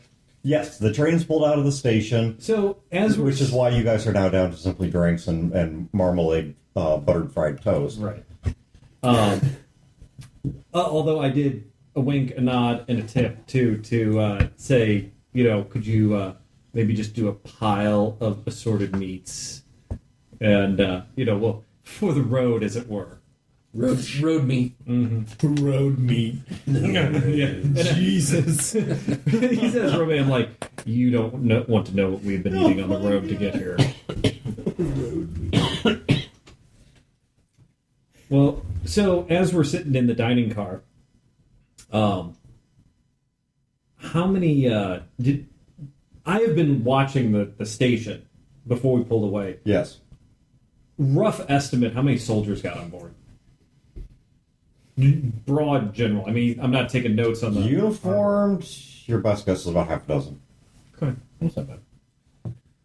The population train appears to mostly be civilian. Mm-hmm. We're gonna have to do our part, our team's part, quick and get out of there. What do you mean? Well, we're gonna have to grab the thing and make a run for it. Right. Not just because it's gonna be dangerous and that's a good idea, Mm-hmm. but those ists are gonna rob this train. Yeah. So what do you think they're gonna do to these people? I look around like I hadn't considered it. Oh, yeah. And there might be some folks on our side who might have an issue when things get really ugly. Not that I'm in favor of them getting ugly, not that I want that to happen, but if we waste too much time, it's a shootout with the army and the ists and the reinforcements that are coming. We got to get out quick before any of these guys grow a conscience. So we have to find the piece of equipment ahead of time so that way we can get to it fast. Maybe. I'm still leaning towards Hearts just ripping doors off, but Yeah, but that's, 3 cargo cars he's going to have to go through? And if we could zero it down to at least just the one. Yeah, that's true. Because you know what? In my mind, I'm kind of picturing this box like in Raiders of the Lost Ark. It's just kind of sitting there. Right. It's not going to be just sitting there. Yeah. It's going to be under a whole bunch of shit. These These things should have a cargo manifest. I would think so. I doubt we could sweet talk a way into one, or into getting the manifest. We are talking privately, right? Mm-hmm. We're in our Yeah. You see all these people? They're all gonna die. Who would have one on this train? So when they got on, there was only one car that had a guard, right? That's correct. Yeah. Well, I mean, we could ask around. We got a few hours, and we can. People who seem to listen to what we say, maybe we can play that up. Yeah. Maybe even talk to some of the soldiers. There's no way those two guys are still on the roof. I wait till there's like a bend in the tracks and kind of like take a look at the back of the train. Well, they were never on the roof. Oh. They're in the standing area Oh, in between. I got at with the front and back of the car. Gotcha. They're not hanging out on the roof. Is that the middle or the end? No, that's at the back. Back. Okay. It's the last car before the caboose. I doubt we could get back there. Well, We would have to go through the other cars. yeah. Well, yeah. Getting up on top and like going over the top, that looks too suspicious. Going through the inside, you could try and pull rank up until the point maybe there was another officer. Because there's probably an officer here somewhere. Right. But not necessarily. It could just be an NCO. In Yeah. that case, you could order them to do something. That's true. Order them to do what? Because we go back there, I say, okay, private, go and get me some buttered biscuits. Well, why did I walk back there? We could bluff it. I pull out we're in our like car, our private. You told me, are you? Yeah. Let's do. let's make this happen. Yeah, we finish take out. We take our snacks and yes. Okay. I open up my pack and show you my electronics kit. Mm-hmm. I could just rig something to just have like a blinking light. I could say that there's something in that area is activated by accident, and we're here to shut it off because Right. it's not supposed to be going. Inspect it, see what it is. Don't do anything crazy like, oh, we think it's a bomb or No. It's just a piece of equipment is showing a power spike, and we need to go and check it out. I like it. And if there's an officer or even a private or something asking too many questions, just flood them with tech talk. Right. So, Mr. Billingsley, got any train facts? I didn't imagine that anyone here would be interested in them, but you can't be a man of the rail for this many years and not have quite a few. What particularly interests you? So, how'd you get started? How'd you rebuild this whole, or get to rebuilding the whole Southern Rail line? Well, I don't give a fuck who it bothers. I'm having a cigarette in this goddamn vehicle. I'm already smoking my No. pipe. when I I've been smoking was from the front. a younger man, I'm ashamed to say, something of a man of leisure. Raised in a relatively well-to-do household. And I spent a great deal of time reading. How old are you? 300 years old. Well, I suppose it's only polite to tell a lady I will soon be 68 years. Oh, okay. It's been 68. Oh, yeah. I told you, an old guy. I totally had a different vision. You can kick his ass. Yeah, I totally can. I'm not afraid of him anymore. So you spent a great deal of time in your youth reading? History, actually, not commerce or technology is what caught my interest. But do you know, there is one thing that, in terms of modern history, is a commonality amongst all of the industrialized societies, which is vast, untamed frontiers were tamed by the presence of the railroad. Cultures were exchanged, societies blossomed. You can see it first with the Roman roads, the interchangeability of the Greek language. But society needs common connections. And the faster that people are able to move, the faster that ideas are able to move, the more quickly that they unify. That's the real key is communication. The years before the war, they could pick up a phone and call each other. The railroads were the first way to get that communication going in the U.S. We could do on the station. And so, Call each other. Or text. one day, I happened to be out for an evening walk after the sun had set, and the day had cooled a bit, and there had been a particular stretch of abandoned rail that I had passed many times before. And that particular evening, I stopped. And I noticed a broken down engine. I'd seen it many times there before, but I think for that day, I noticed it for the first time. And perhaps someday you'll have an experience like that, where you see something you've seen every day of your life, and yet only then notice it for the first time. And I looked up and down those rails, and I wondered, where might they lead to? And using a loan I'm not ashamed to say that I took from my father, I began to hire people to rebuild it, to get it working again. It was a messy affair in those first years, and only connected a very small area. But the idea worked.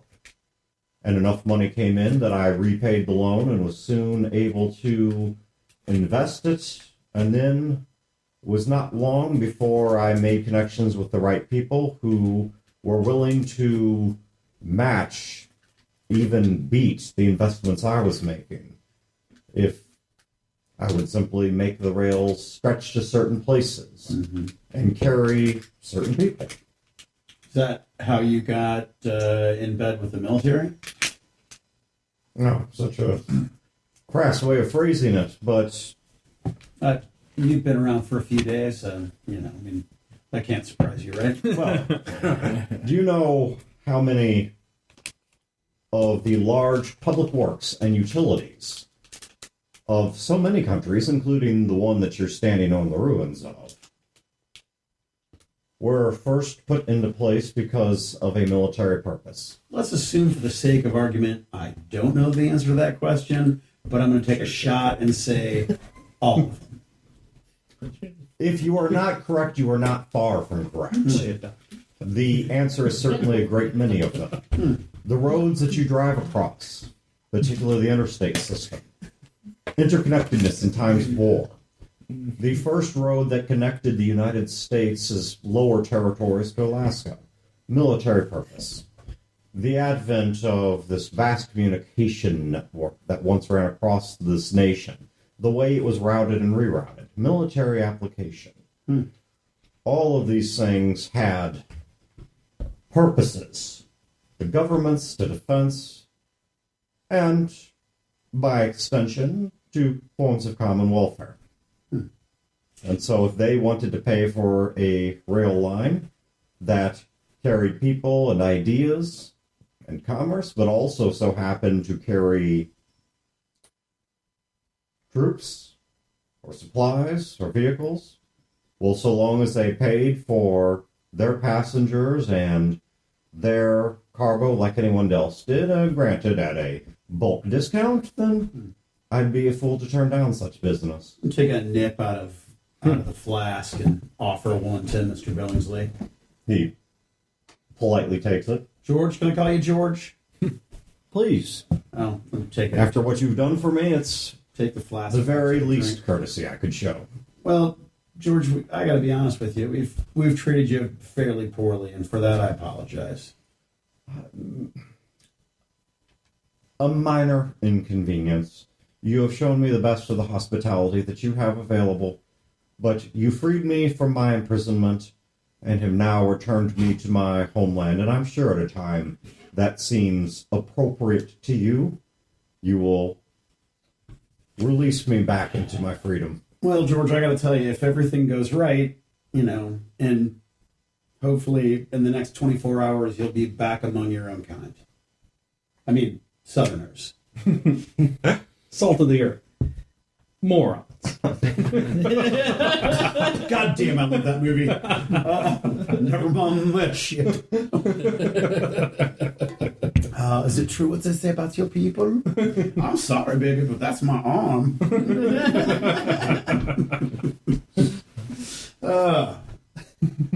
Well, like I said, if everything goes well, then, there's an important piece of equipment on that train, and we need it.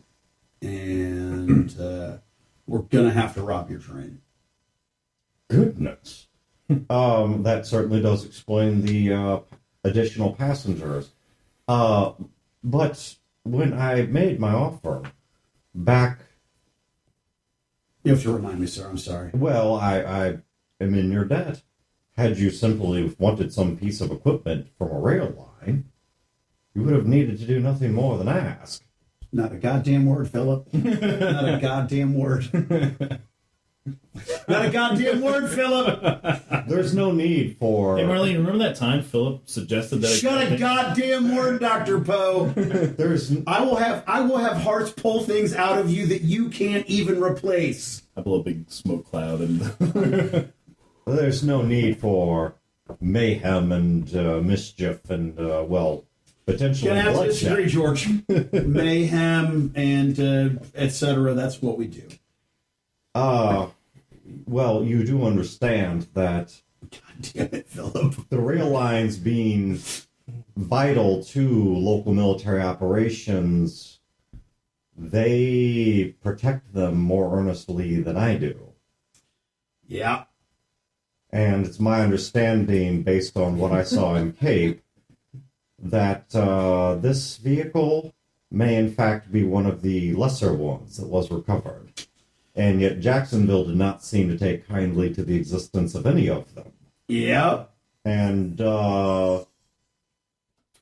I do not mean for a moment to doubt your skill or capacity, and therefore I will only say that there is a chance that things may not go as simply as planned in the paradigm that you are suggesting. Well, take another nip of the flask, pass it back to him, and as he's drinking, I'm gonna say, "Well, George, that's why you're here." A hostage. That's a Ugly term. yeah. But accurate. The item we need isn't yours to give. It belongs to the Southern Army, because apparently my traveling companions gave it to them, and now they want to get it back. Yeah. And believe it or not, our hyper intelligent, artificially intelligent robot needs it to communicate with herself. Do you tell him that? Yeah, I just say that. Yeah. Just is that very flippantly. I kind of give you like a... Excuse me? What? Did you just fucking... based on conversation levels? I'm going to have to presume it is that one. Emma? Yes, it's Emma. I see. Usually Junior who talks too much. So you Talking out of both sides.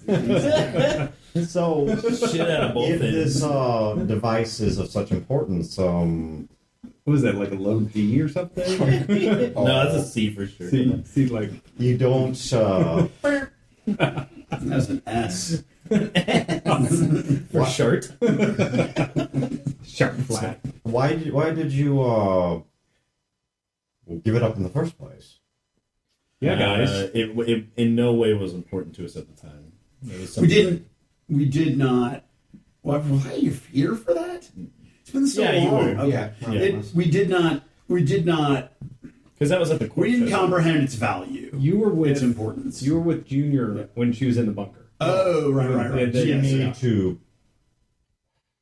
possessing the device permanently and getting it back would be difficult. So I have to presume your only intention is to use it for a short period, after which you would relinquish it anyway. Emma, does that sound about right?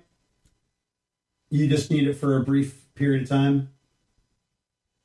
She says, there have been several uses for the device that have been postulated, but for the ones that you have mentioned, Right. none of them would require long periods of time. Mm. Well, but Emma, we'd be better off if we took it. It depends on how long you wish to communicate with your aura. Gotcha.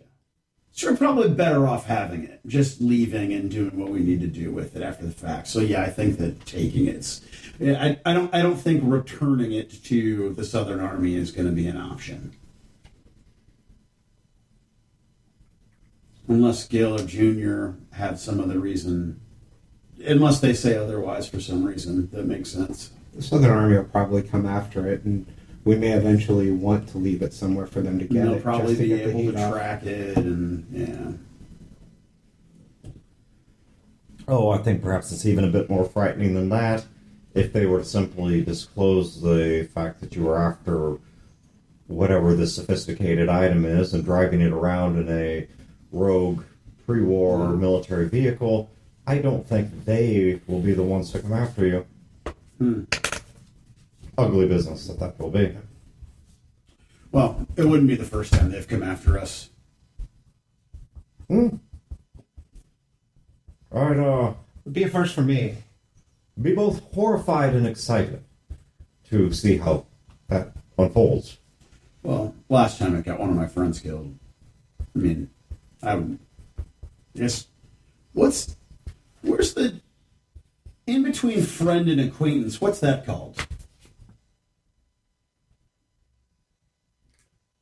I don't know that there is something between that. I suppose a mistress. I like it. Is he married? Yeah. You have one of those, do you, George? Goodness, no. Proper man like yourself. So no family? Oh, no. I have family. I'm afraid I don't have time for a mistress. Well, I do, but she's made of iron. Steel And yes. Bottom line, my friends here don't trust the Southern Army. They don't trust Jacksonville. They don't trust absolutely anybody at all. So, I don't think that's entirely true, Phil. I mean, they trust you.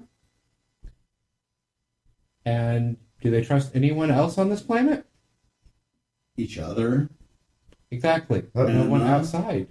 Your friend up front likes telling stories. Perhaps you will indulge me in one. I promise it does not involve cats. Are you familiar with the story of the Sword of Damocles? No. Old legend about a Is that man. the one with a knot? No, that would be the Gordian knot, the story of Alexander. Short version of the story is that a man once wished for great power, believed that he who sat on the throne, who ruled over all, who possessed all, who had all wealth, would surely have the simplest and least fraught life of anyone that was alive. And so the king of the land agreed to allow him to take the throne for a time. And he tied a sword directly over his head, held by nothing but a string that barely supported its weight. The slightest shift in the wind or fraying of that cord, and the sword would fall and would impale the man, wound him terribly, probably kill him. And as he sat upon that throne, the whole time that he did, that sword dangled over him, and he never could help but feel frightened. That sword of Damocles is a metaphor for the dangers that people do not appreciate that come with power. Because when people possess power and wealth, there is always someone seeking to take it from you, oftentimes by terrible means. And sadly, it can often come from any direction, including those closest to you, which is why the one who sits upon the throne never feels safe, always has that sword hanging over his head. Having come from a family of means, it's something that I've lived with my whole life, even before I was old enough to appreciate it. My father had to watch his own brothers, his own kin, for what they might do for his portion of wealth and security. I've seen it as well. The people that I surround myself with have to be selected very carefully, and even then, watched ever vigilantly, because they may, at some point, want to thrust a dagger, as it were, into my side, and leave me saying, you too, the great betrayal, perhaps the second most famous betrayal in history. And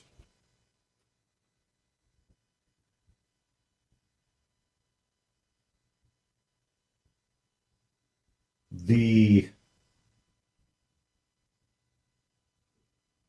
choice to trust no one, the position that you're putting yourself in, the powers that you're playing with, the higher you climb up a ladder with no one.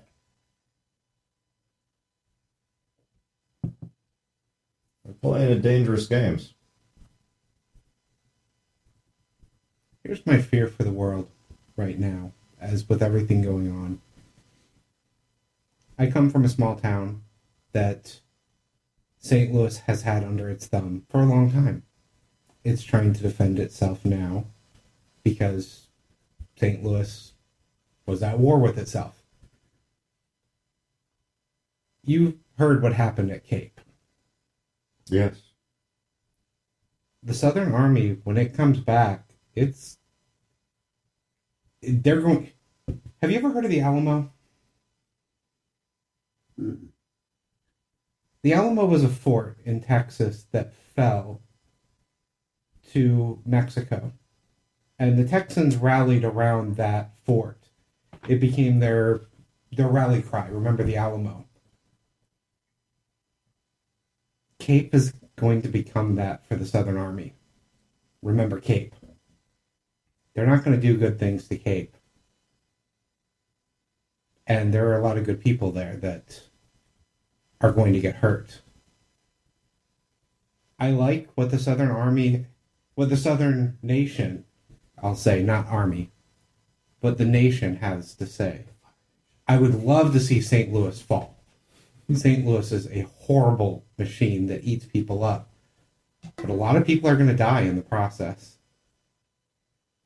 And I don't know how to keep the people I love safe when all of this happens. I'm afraid of the backlash because of Cape.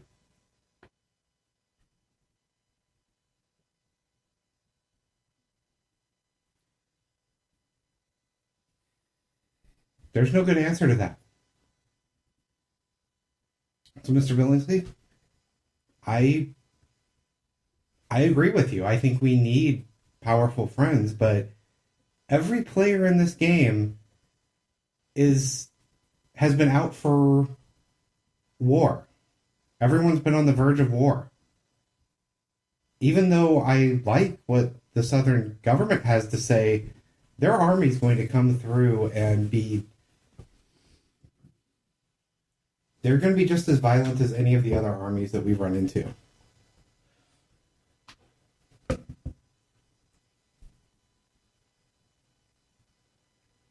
I am not in control of the politics of the world. I'm a businessman who, by virtue of the utility that I provide, has a unique amount of influence. And that's why I'm telling you my fear. When this is all over, you're going to go back to your people that you have their ear. You can put the bug in their ear, preach leniency, tolerance. If there's anything that you feel you owe or want to repay, that's what I ask for, is a friendly ear, a friendly voice within that government to speak for the people. Because there are a lot of people who are under the thumb of St. Louis. If they want to strike back against St. Louis, I'd like for the small people to not be run over in the process, because I'm one of the small people. There was a massacre at Cape. There was. It was a battle that, however it was fought, was ended. Not with any act of valiance, but with an act of cold, calculated mass death.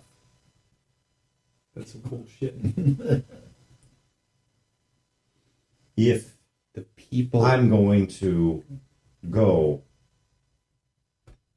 before the Joint Congress and tell them that we ought to view our neighbors to the north in different terms, I need something to point to. They have their Alamo. They do. Give me my olive branch. What about the fact that the people of Cape weren't responsible for it? They just benefited from it. And that it was And who shall I tell them was responsible for it? was St. Louis. Acting on behalf of the independents and defenders of where? No army of St. Louis was present. A handful of troops and a token ship. Yep, their token ship that communicated with whatever dropped those bombs. And took credit for it before he left. The fact that someone says it doesn't mean anyone believes it. Sure. If St. Louis wielded that kind of technology, Then who else did it? Cape? The zoo. But the people of Cape couldn't. They don't. They don't have that technology. They don't. So It's not within their fault. power. you're talking in reason. This is war. There's images, causes, purpose. This army, unlike the army of St. Louis, is not driven by whips or by status. They're driven by idealism. And it doesn't matter what happened there. It's the image that they're left with that will drive them to go back there in a way that their generals could never have made them do. Remember the Alamo. A battle that didn't have to happen. If you want to change what happens come spring, then the first move of trust has to come from the other side. What happens come spring? They will rally an army that will not only be well equipped with whatever technology they manage to salvage from that military depot, they will be sending an army that will not only be large enough to win, because they cannot afford to lose at Cape twice, but it will be swelling with volunteers who now feel not just an idealistic, not just a patriotic, but a purpose of personal righteous rage to stop a force to the north that wields such technology with such cold, unfeeling calculus that it represents a threat not to a way of life, not to a cause, but to their very sense of humanity.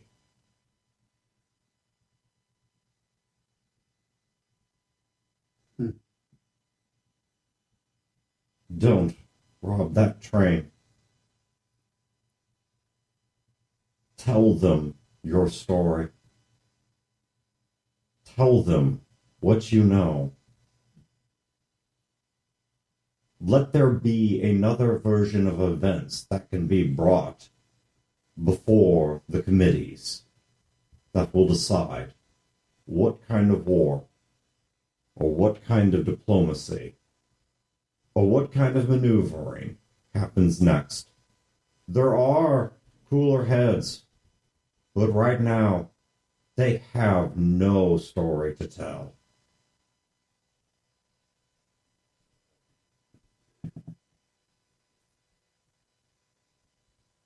Dan, roll a social check for that.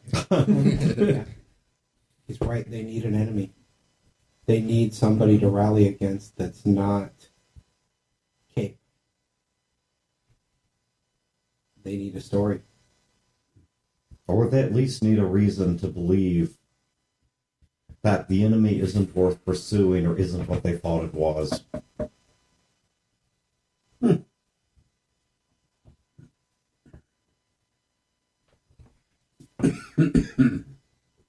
Yeah.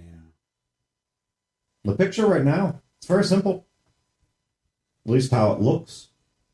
The complexities of painting it, the truth behind the canvas, lost, utterly lost. There's a simplicity to it. If you want to stage this, you have to take away that simplicity. And that involves, I dare say, risking yourselves. Do you know if Jacksonville has done any research into what happened? I'm not privy to such things, much as I wish I was. We saw the satellites fall from the sky. I can only assume that was Jackson. Jacksonville, maybe. I'd be shocked to learn it. They may have done it if they were simply trying to remove weapons, such as those masses that fell from the sky. But with such a broad brush to remove all of them, Jacksonville gets great use out of their observational network. Indeed, I don't doubt they're going to take very quickly to either launching new constellations of satellites or reprogramming the few that remain. So who else would have the ability to take them down?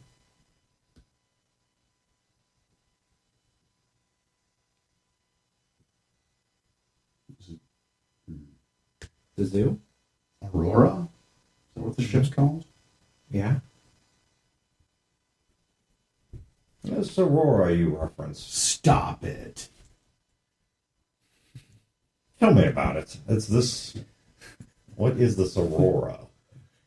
Oh, George, there's things I'm not supposed to talk about. You son of a bitch. Fucking Philip Jr. over here. Spilling all the tea. I take everything back I ever said about Junior. All of it.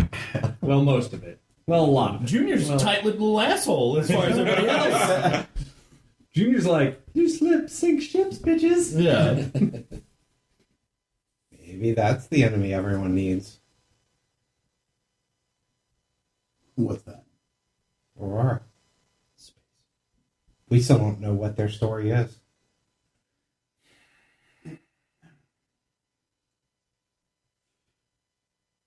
Look. I am firmly entrenched in get the device so Emma can communicate. Get the device so that we can attempt a communication with Aurora. Right. After that, Philip, it's not that I don't care, it's just that it's all too big. We're in over our heads, but this is the world we have to live in when it's all done. Right. Emma is our friend, and she needs that, and we need her. Yeah. So we're robbing the train, George. I'm sorry. I am telling you, there are politics that are far beyond my control. But if all you need is to temporarily borrow a device that is in the possession of the National Army that is aboard one of my trains, I can get it for you without a shot being fired. I'm telling you, I believe you can do something greater than that at greater risk. And that is for you to determine in your own conscience between your heart and God, what you are prepared to do. But if all you need is to borrow a device in the possession of the Southern Army, let me do that without a shot being fired. Okay. on a scale of 1 to 10, how much would Gil hate if we did that? 11. Well, George, you got yourself a deal.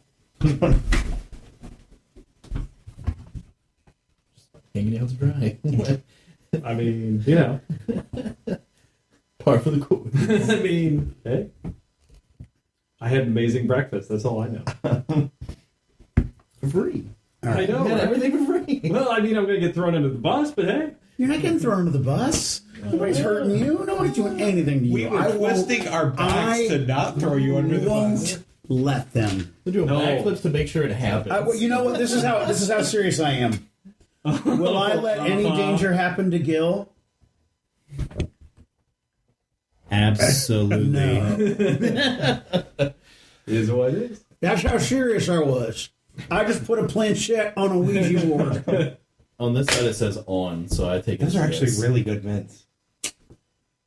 Not too Mr. strong. Billingsley, what would you need You're to make fucked. that happen? I know I am. It's great. We're fine. Your next character better be an ex-lover of mine. My next This may character is going to be save their- Billingsley. This may save their lives, actually. That would be amazing. I know, right? I was thinking about this whole And then I time. could be your He concubine. might actually not get shot in the arm. If Gil dies, I'm totally playing Billingsley. Southern Army only has arm-piercing bullets. That's true. No, everybody does. That's all they make on this goddamn planet. Just arm-piercing bullets. Oh. Why do I even have an arm It's anymore? like And Russell's horns. Rhapsody. All he shoots is hands.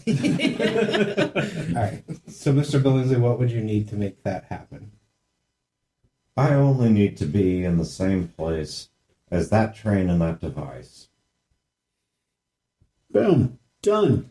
We're gonna rendezvous. That's the word, right? Rendezvous. We're gonna rendezvous with the train. It's gonna be great. Yeah. We'll get off. We still have a boop, boop, boop, boop, boop, boop. So we'll send a communique. We'll send a communique to Junior. Let him know what's going on. That we need to figure out where the device is, and that we've got a surefire way of doing this without any bloodshed. You gave this device to the National Army. You didn't say that you lost it to them. You gave it to them. Is that an accurate assessment? I wasn't there. Dr. Bo, I was in the basement. Gil was unconscious. I thought you came out right when it happened. Because they were hanging that guy. They were hooking it up. Out of Yeah, character. because they were fucking with that thing. Oh, and then that's they were right. hanging And that guy. Marlene saw some shit, too. So, Yeah. out of character because I wasn't there for any of it. We picked it up in Chicago. We delivered it there to Yeah, them. we actually Scotty Double V got Right, orders because to it was never ours. It was payment that we did. It was for services rendered. Yeah. So they did us a favor. We got them the device. Chicago? Yeah, that was a deal that you I made thought with it was actually McNamara. at the place. McNamara gave it to you to deliver, but you met her in Chicago. Richard, set us straight, please, It's been so long. because It's been so long. his notes are better than mine. Sure. That but Yeah, McNamara had it. You picked it up from where McNamara had it Right. and then delivered it. yeah, basically the Southern Army had ownership of it. We just moved it from point A to point B for the Southern Army. So you have already performed services for them and have had possession of the device. Yeah, it's true. Yeah, didn't we go against them for something? And that's why we wouldn't you ask her said this for- was... But okay, the only can we take a step out of character real quick? Yes. Does anybody have any reason to connect us to the bombing at Cape? No. No. If they would have killed us by now. Does anybody have any? There are individuals who can, but if you're talking about like whole organizations, I don't think do we so. have? Because I mean, as far as Marlene's concerned, no one has any reason to believe that anybody was responsible for it, except for. So we're talking completely out of character, right? yeah, except for the Totally mask. out of character. Totally out of character. Well, so think of it this way. Lee knows. Lee got captured. They aren't going to ask Okay. Lee nicely. He took credit, All right. so they're going to put the question to him. So then let me put my in character So hat St. back Louis on. might know, but the Southern Army has in no character, reason to know. Lee's dead. Right. Yeah. Well, yeah.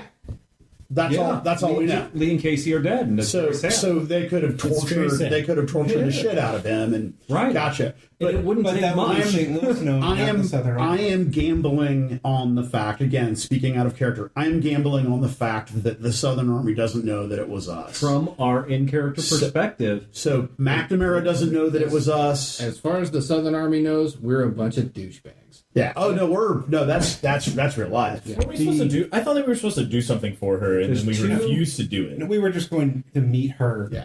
Yeah, we just never did. But we never did. Yeah. there's two So- entities. We weren't. It was one of those. If we want another job, this is where I'll be. okay. It's But been- we never went. It's been what, a year? You guys, that's correct. You guys did not owe them anything. Yeah. But you were told that if you met up with them again on the southern side of Cape, that you could continue working with them. Also, Yeah, because I Poe- thought we had a discussion about Poe and us Gil talking with her. framed, so to speak, one of their leaders. No, Yeah. it wasn't one of their leaders. It was like one of their people they got to work for them Yeah.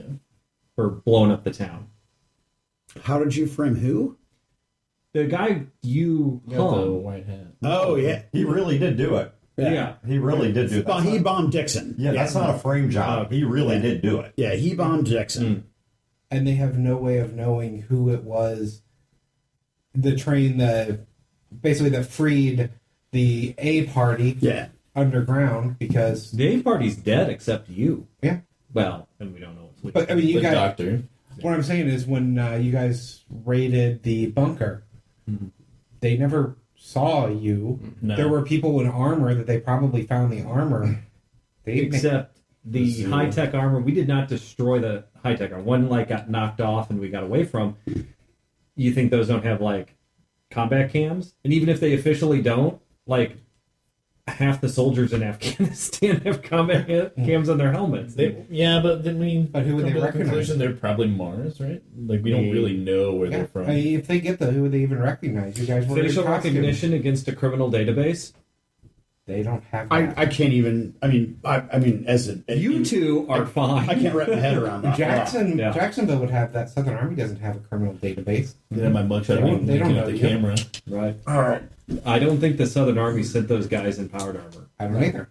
So Jacksonville may know. Southern Army has no idea. I still think it's probably. All right, Mars. so- That makes sense. So okay, Gil's gonna hate this, but I'm inclined to trust George. And it may save Gil's Oh, you life. disagree? I don't really have a dog in this. I mean, if I Right. say no, you're gonna do it. If I say yes, you're still gonna do it. It doesn't matter.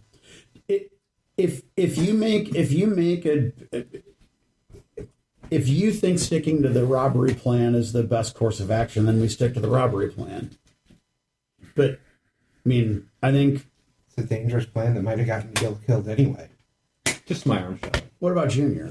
You keep talking about Gil. What about Junior's safety? Does Junior not matter? I mean, He's already died once. He'll be fine. He knows what to look I'm out just pulling your leg, man. Just fucking with you. Honestly, I think being on Billingsley's good side is probably the best idea. Great. So that is Dr. Poe on board with the change of plan. Sounds great. If you tell Gil I agreed to this, I'm going to lie and say I didn't. That's okay. Emma will tell him. Curious what you guys are going to tell the ists who are looking for a train robbery. Who are sitting right behind you, listening to the entire conversation. No, the Ists were given their marching orders. Their marching orders were to do our Rob a thing. train. Do what we say. Oh, yeah, no, they're here to do what we say. Dan. Their march runners were to assist you guys. Oh, okay. Yeah. Chad. Check and mate, Gilbert.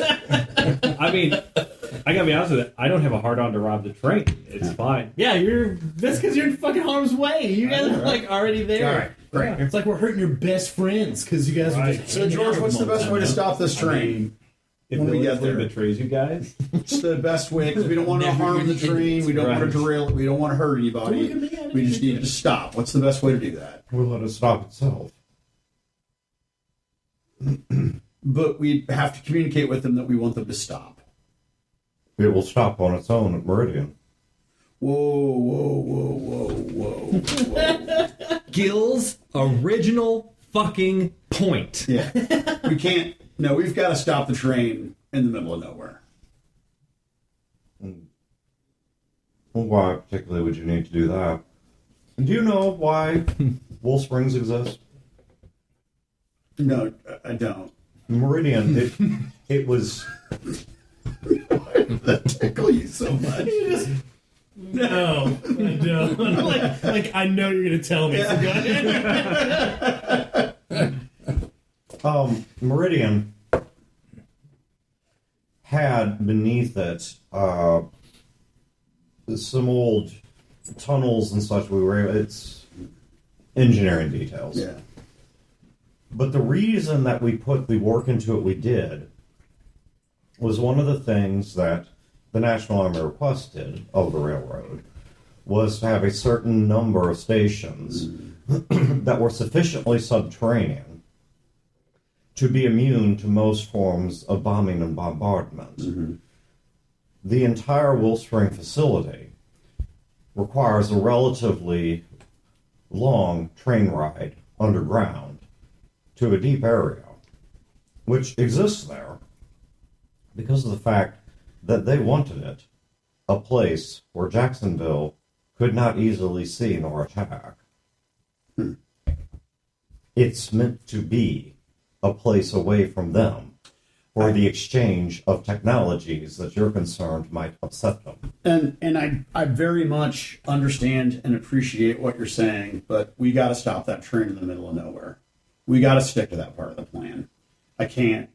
We can't go to Meridian. We can't go to a place where there's going to be more civilians and, more importantly, to the safety of my friends, more Southern Army soldiers. So, in the event that we have to stop this train in the middle of nowhere, and that's the situation that we're in, what's the best way to do that? You have assisted these individuals. You are planning something, but you have not done anything yet. I got what you're saying. I understand it. Even if you are caught, their interest in doing harm to someone that has proven themselves to be a reliable ally is going to be minimal. All right, George, so what's the best way to stop the train? George, you have to have some kind of code word or something to. Yeah, because if we don't have to cut down a bunch of trees and lug a bunch of logs and tree trunks and lumber onto the train track to make it stop, that's great. If we have to do that, we're going to do that. If we have to get a bed sheet and shoe polish and make a sign that says, Oh, I've got the sign right here. debris ahead, stop the train, we'll do that. But if you can just be like, hey, this is George Billingsley, da-da-ba-da-ba-da-ba-da-ba-da, stop the train, please, because you've got a piece of equipment that my friends who rescued me from, bondage. When you plan too much. What's that? Nothing. Go ahead. You're doing fine. You're doing great, kiddo. Keep going. Keep rolling. Yeah, go for it. We just Do you need to stop the train. We should just stop the train, George. That's what we need. I can only save you knocking things over on the track. There are flag signals for debris ahead. Brilliant. How do we do that? I just need some colored cloth and sticks. Fantastic. Can we make this happen, Emma? Somewhere in your wardrobe, you've got to have some fabric we can use to make some. I assume that dance was in reference to flags. Yes. He's got a signal. Don't stop and start Yeah. shooting. It's gonna be great. Kill these assholes. Right? Yeah. Save me. Train in danger. Yeah. I'm going to trust George. Go twice Robbery as in fast. progress. Right. Mm-hmm. Right. Slow down, but wink. But what's the flag signal for butt wink? Butt turn wink. What's he around. talking about? Butt winks. Yeah. Oh, butt, comma, wink. Oh. All right. So about 1 o'clock in the afternoon. What? Huh? Do we ever sleep? Yeah, after you guys have had. Oh, wait a minute. Let's back up here. Because were you guys going to attempt at some point to get to the back cars using. Yes. Dan, we are going to continue We're with sticking to the plan. that we agreed with Right. you not to change. Okay. So. Wow. That actually stung. He's so pissed. It's Plan, awesome. plan the work and then work the plan. That's right. So, all right. We're following the plan. We're stopping the train. The plan was to stop the train and get the thing To to be use fair, the thing. he's right. We're technically still going with most of the plan. We're just doing it without you getting shot. All right. So, Well, I don't know about If it that. makes you feel better, I'll shoot you. all right. I'm sure I won't you try to. I'll try to shoot someone else. So, you guys, we'll say prior to lunch because it's not going to be long after Well, we're lunch. not skipping lunch. Well, and it's not going to be No. long after lunch. You're going to arrive at Meridian. Right. So, if you're trying to do this before Meridian, Before lunch? Yeah. Okay. all right. So, what exactly are you guys doing? So, behind your car. So behind. Oh, Meridian's first? Yeah. Oh, Meridian's before the stop. Oh, I misunderstood. I did too. I was thinking that it was. Oh, you we're were still saying not. the stop. We're still afterwards. we're still not going to Meridian, but because Guild will shoot you in the face. Meridian is where they're going to pick up the device. The final destination is Jackson. Yeah, so we think that stopped there's it not between even- Meridian and Jackson. You guys It's believe not this even is- on the truck yet. Then Yeah. you're looking for the device that isn't on the truck yet. I mean, did Blackbird tell us Yes. it was on the train?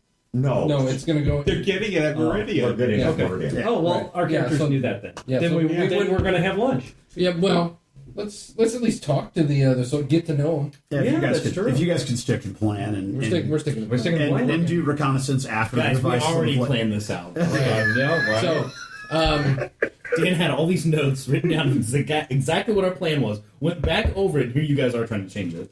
don't worry, I got this. I'm sure you do.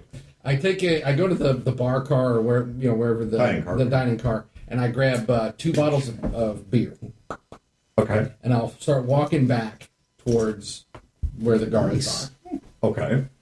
So, all right. So you go back through the dining car, through the sitting cars, Yep. through the general sleepers, through private sleepers. Okay. You then step outside, and you are now at the locked door of the next car back. Now, this is not one of the cargo It's not cars. funny. All right, is there a guard there? Was it? No, there's no guard there. It's a locked door. Such All right. a dad joke. I'll just kind of step there and I'll pull out one of my shitterettes and light You it. still have those. Oh my god. Okay. You're standing between 2 train cars. Yep. And I'll just kind of look in the window of the door, just kind of like curious, holding one of the beers. It is a very posh individual room. Think it's like a parlor with a side canopy for a bed. Very, very nice area. Nobody whatsoever in it. Door locked. Yes. So even if I knock, there's like nobody. Yeah, you can see. I mean, it's a train car. It's not huge. There's nobody in there. And nobody can see us from like the other way?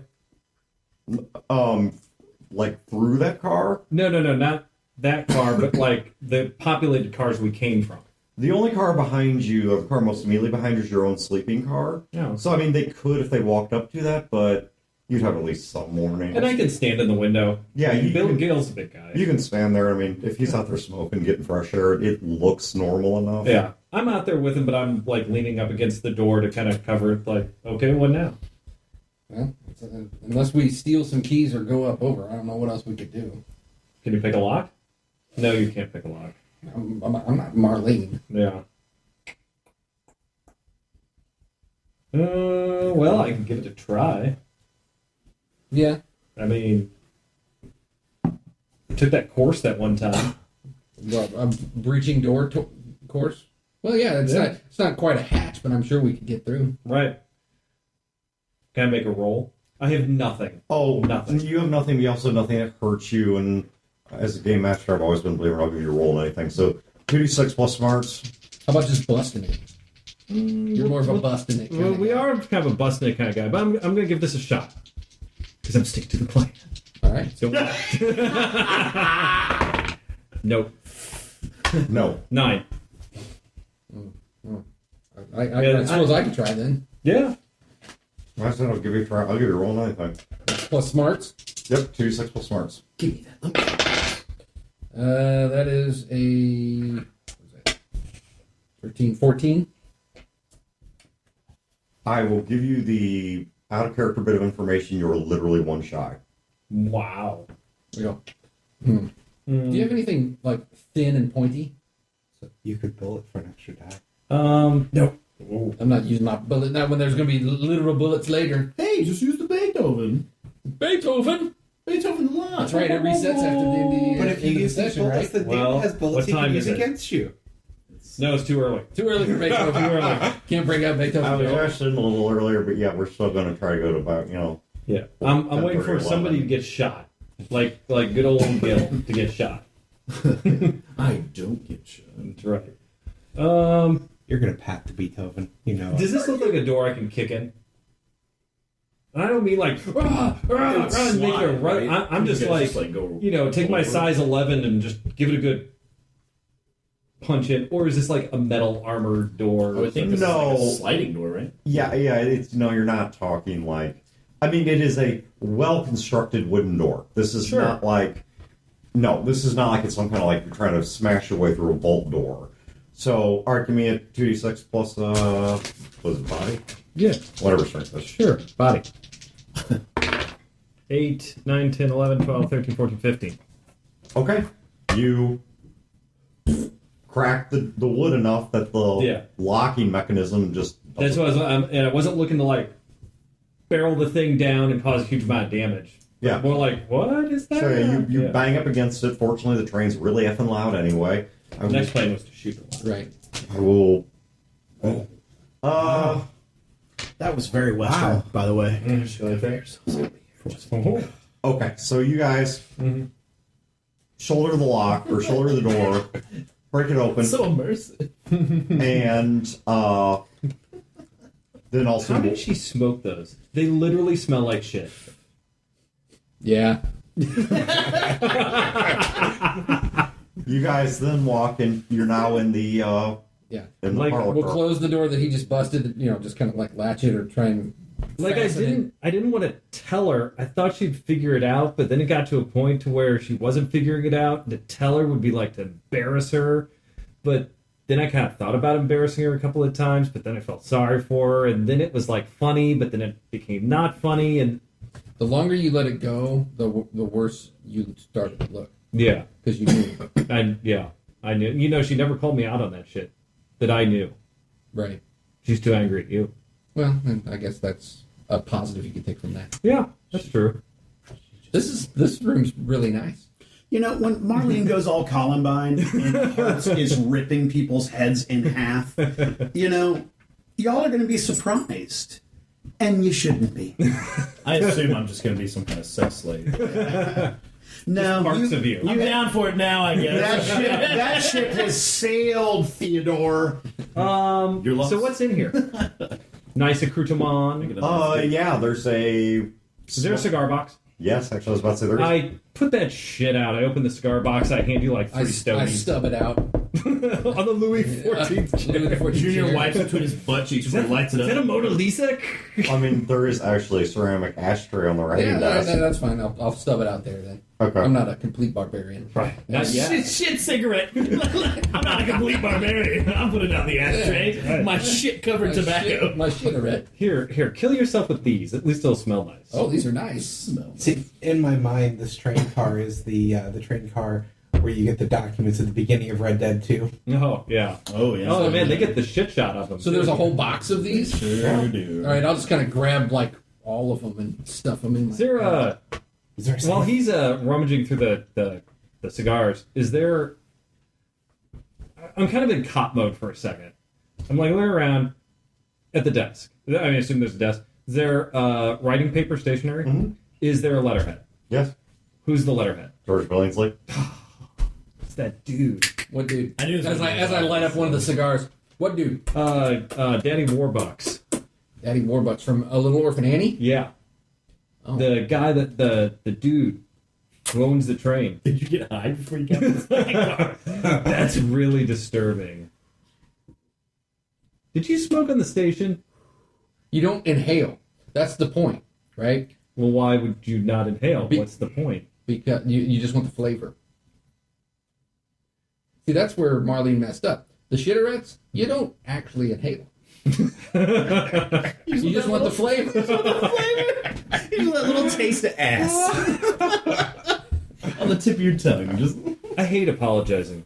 I really hate apologizing. And now I really feel like I have to apologize to Marlene, and she's going to get really angry at me. You really should. I hate apologizing. I go through the drawers in his desk. I look to see if anybody's going to, like... I mean, of course, you know that you are toward the back of the train. Rifling through it, writing implements, reading glasses, a couple of letters, some business notes. I mean, stuff that might be interesting to the right person, but we aren't the... Yeah, it doesn't mean anything to you. Is there a typewriter? No. Any electronics, computers, or anything? No. This guy's old school. Yeah. I don't understand.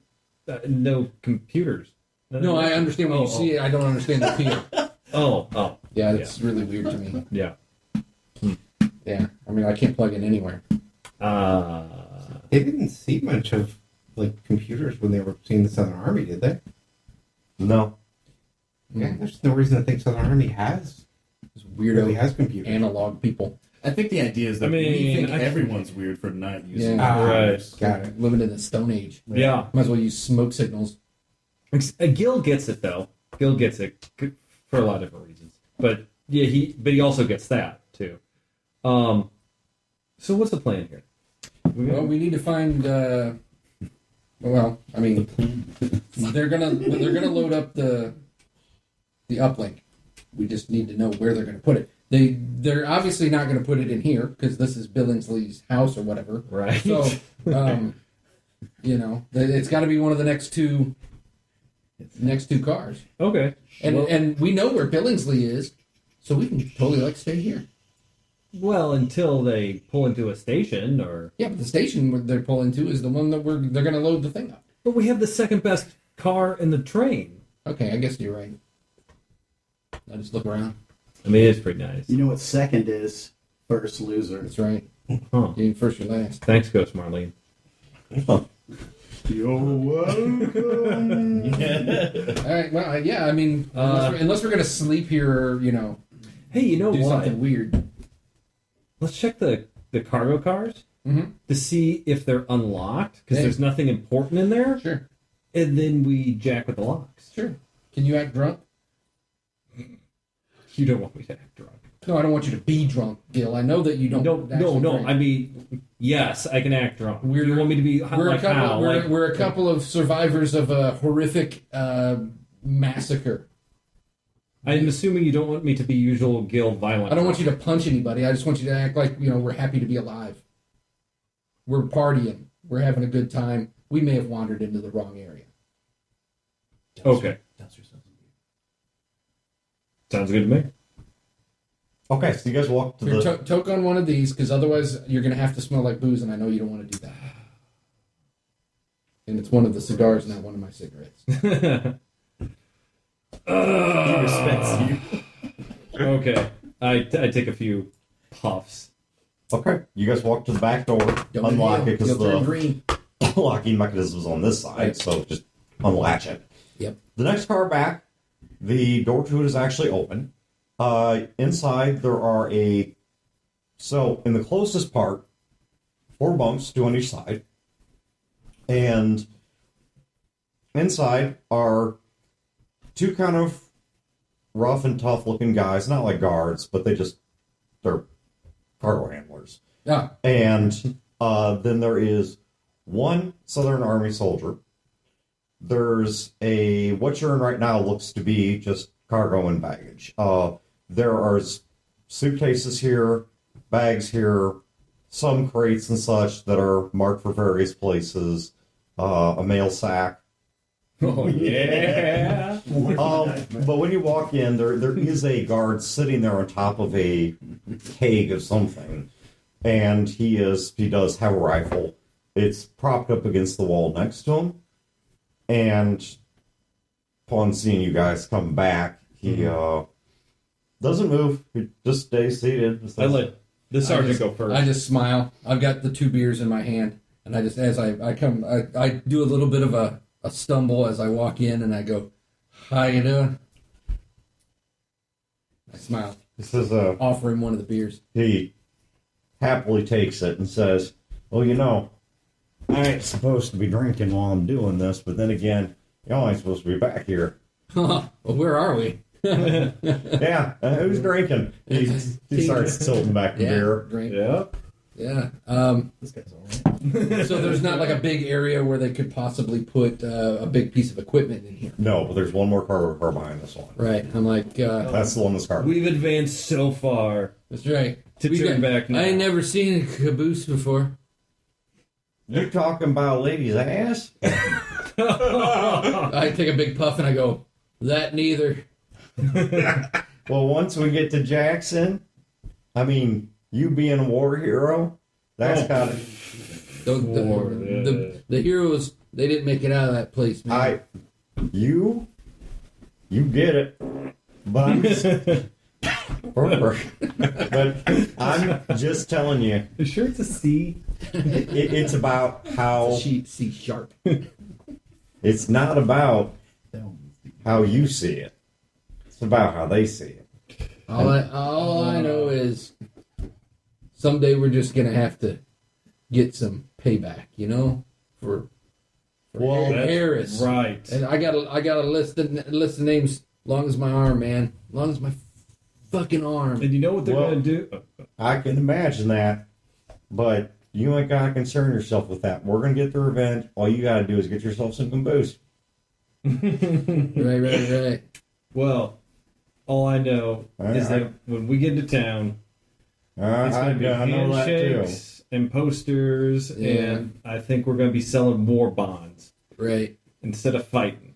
And all I know is that all we're going to do is be in front of a camera all day long, all the time. Without a beer. And this man has never seen a caboose before. never seen a caboose. Oh, Never. you just got to put up with that for a few days, and then they're going to take good care And of I'd you. be able to whip the caboose off with a stick. Oh, let me tell you, there ain't no bell like a Southern bell, and when you ring those, ring, ding, ding. I like the sound of that music. I think I'd have a sip of the beer. Feels like So what's back They're there? not in this anymore. Are you the mail sergeant? And point at the mail, like the No, I'm just here to make sure that don't nobody rob nobody else, or if they do, then Rob. It's just unsavory. this is glorified police work. Oh yeah. Hey, you got any more of that ham? Oh, have you had brunch yet? Yeah, man. What are they serving you back here? They're giving you rations and shit. Give me rations, tack, No. cheese. No. No. Do I look like Stay a... right there. What's his name on his name pad?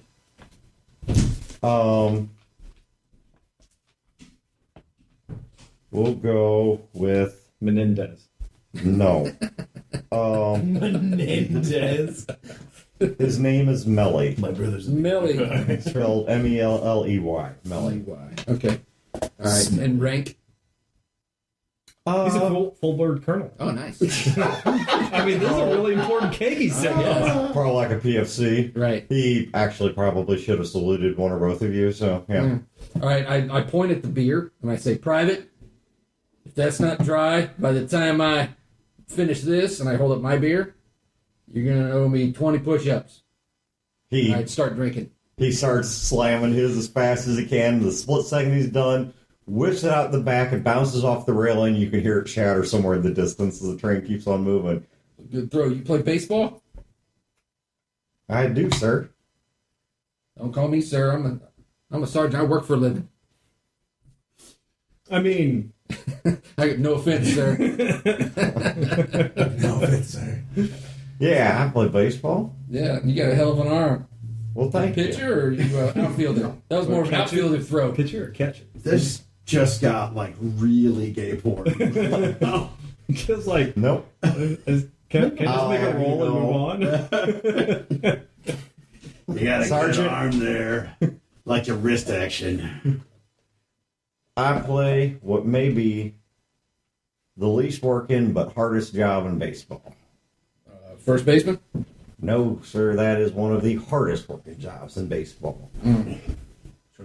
Shortstop. Shortstop. You got good range? Got good speed. That's what matters. Speed and accuracy. You swipe bases. Get it to second, get it to first. Bam, bam. Just make sure that they got time to not, pass over one of the other boys, create an error. Right, Embarrassing for everybody. Turn and two. Starts with me. Yeah. Right. If there's going to be a play, if there's going to be a double play, it starts with me. You got that right. Anyway, my lieutenant here wants some more of that ham. Can I watch your post while you go and fetch him some? Private? Who's your OIC? Actually ain't on the train. Oh, damn. So I guess I'm the ranking officer here. So we call him the AOT. yeah, gotcha. Ain't on the train. Yeah. So, Lieutenant? So, why don't you go to room blah, blah, blah, The dining car. the dining car. 2 more beers. 2 more beers, Sergeant, sir. 4 more beers. You just got to promise me something. Yes. Lest the AOT, who will have the asses of every one of us, just, Nobody touching nothing. nobody touching nothing. Yeah, if anyone slaves are And I supposed look over at the baggage handlers and I go, you boys want anything? On us. well, they kind of look at someone and says, well, yeah, then out their beer you just had, that, I look at Melly. Make it 2 more. Just bring a case of it. Yeah. I'll take care of you. You just watch. And I'll sit where he was sitting and I'll go, and I'll keep it warm for you.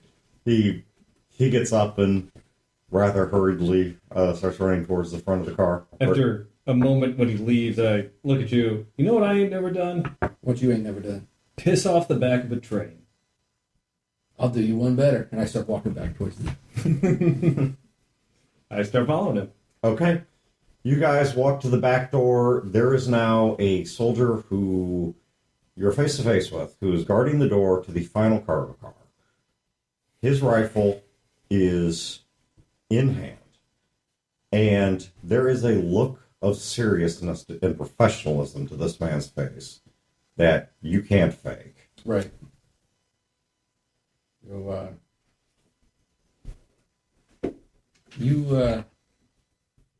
Sir, Sergeant, how long have you been on shift? since the train departed station, What's Melly's story? Melly is the guard for the cargo car. And you get to stand outside That's correct. in the cold. That's correct. I look at his uniform. Hmm. A little cold. You want some hot cocoa? Every day is like paradise. I like this guy. Thank you, sir. Do you know who we are? I understand that you came from Cape, sir. Correct. What are you guarding here, son? And I'm younger than this guy, obviously. Special cargo that we cannot allow anyone to approach. I didn't think we were taking on cargo till the next few stops. That's correct. We are taking on more cargo. Who's your officer in charge? Menendez! Fine. Captain Menendez. Captain Menendez. I'm not fucking around with that guy. Captain Menendez. Good man. Yeah, I don't know him. You got any paperwork for what's back there? Manifest? Not that I can present to you. You have specific orders not to? Yes, sir.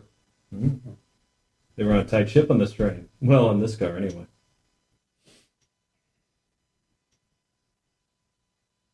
You eat breakfast yet? Yes, sir. Before leaving station. Do you need anything? No, sir.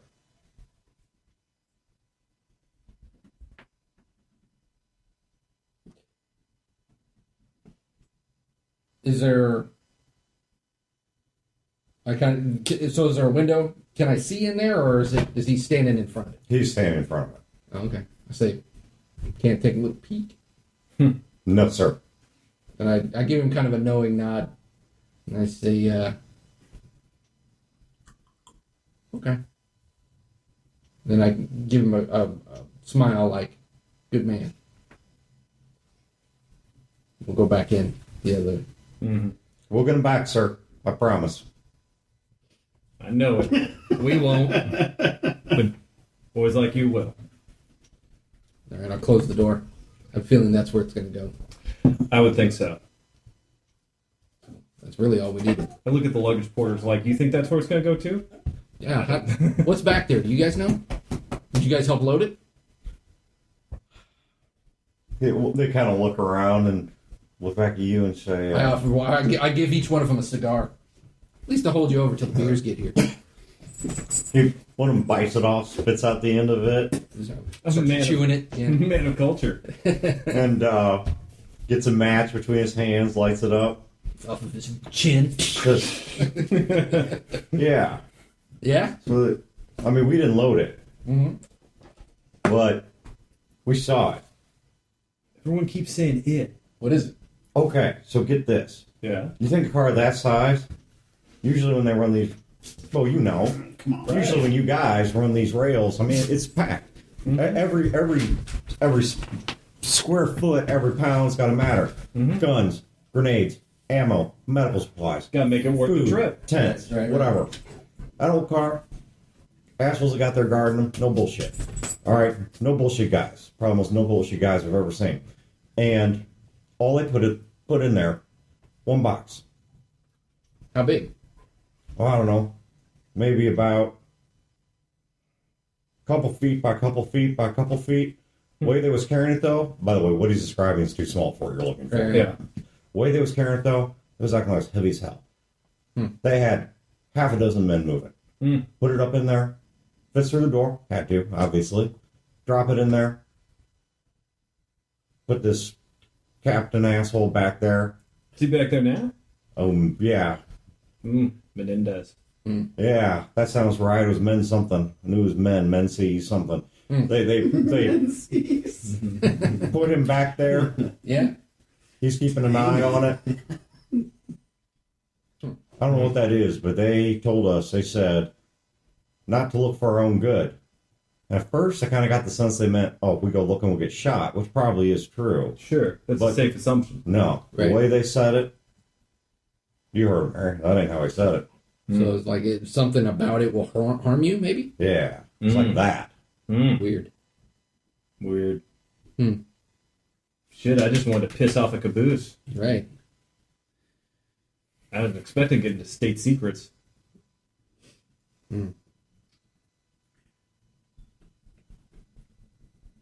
That's why you didn't hear shit from us. Hell no. We just heard. And I can't even tell you what it is. Of course not, because you can't tell us what it is, because none of us were ever here. Right. So, whatever that shit is, if it's not safe, I bet you it's dangerous to be even around that shit. are they unloading it at the next stop, or is it going all the way down? You know, I can't say for sure. They ain't going to tell us about stuff like that, but what I will tell you at least is come next stop, we're supposed to stand aside while they load more. I didn't mention unloading shit. More whatever that creepy shit isn't? Or something else. Okay. Interesting. I mean, actually not interesting, because we never had this conversation. Right. Is it just me, or is that like the slowest private getting beer? No, privates are slow. It's the rule. He probably got lost. It's a straight line. Excellent. Oh, wow. That's my guess. Wow. Well, That's a monster. That's it. Wow. well, I still got pissed, and there ain't no caboose to piss off of. So I'm gonna go back up to our car. Yep. When Melly gets back with the beers, Hope so. I appreciate that. Hey, we appreciate the work you do. Yeah, you guys work hard. Yeah, I appreciate you guys just not being an asshole. You know, kind of like them back there. We're all on the same side. I Hell mean, yeah. That's right. You do your part, right? that's right. Mhm. Yeah. Hey, everybody doing their part. We're gonna win this. That's right. We're gonna do it. You guys return to the car. Shut up, guys. We're patriots. I just love the imagery of Junior's tiny ass just looking up to people like, yeah, you do your part. Like, we're gonna get this. Like, Right. I just love it. You gotta own it. I'm gonna go make Boom Boom. Oh, you don't say. I mean, you have it all. It's only been fucking knocking for the last goddamn 2 hours. Are you just changing your diaper, old man, or what? Can't do him in knocking. I am very aware of my bowels and their needs. So are we.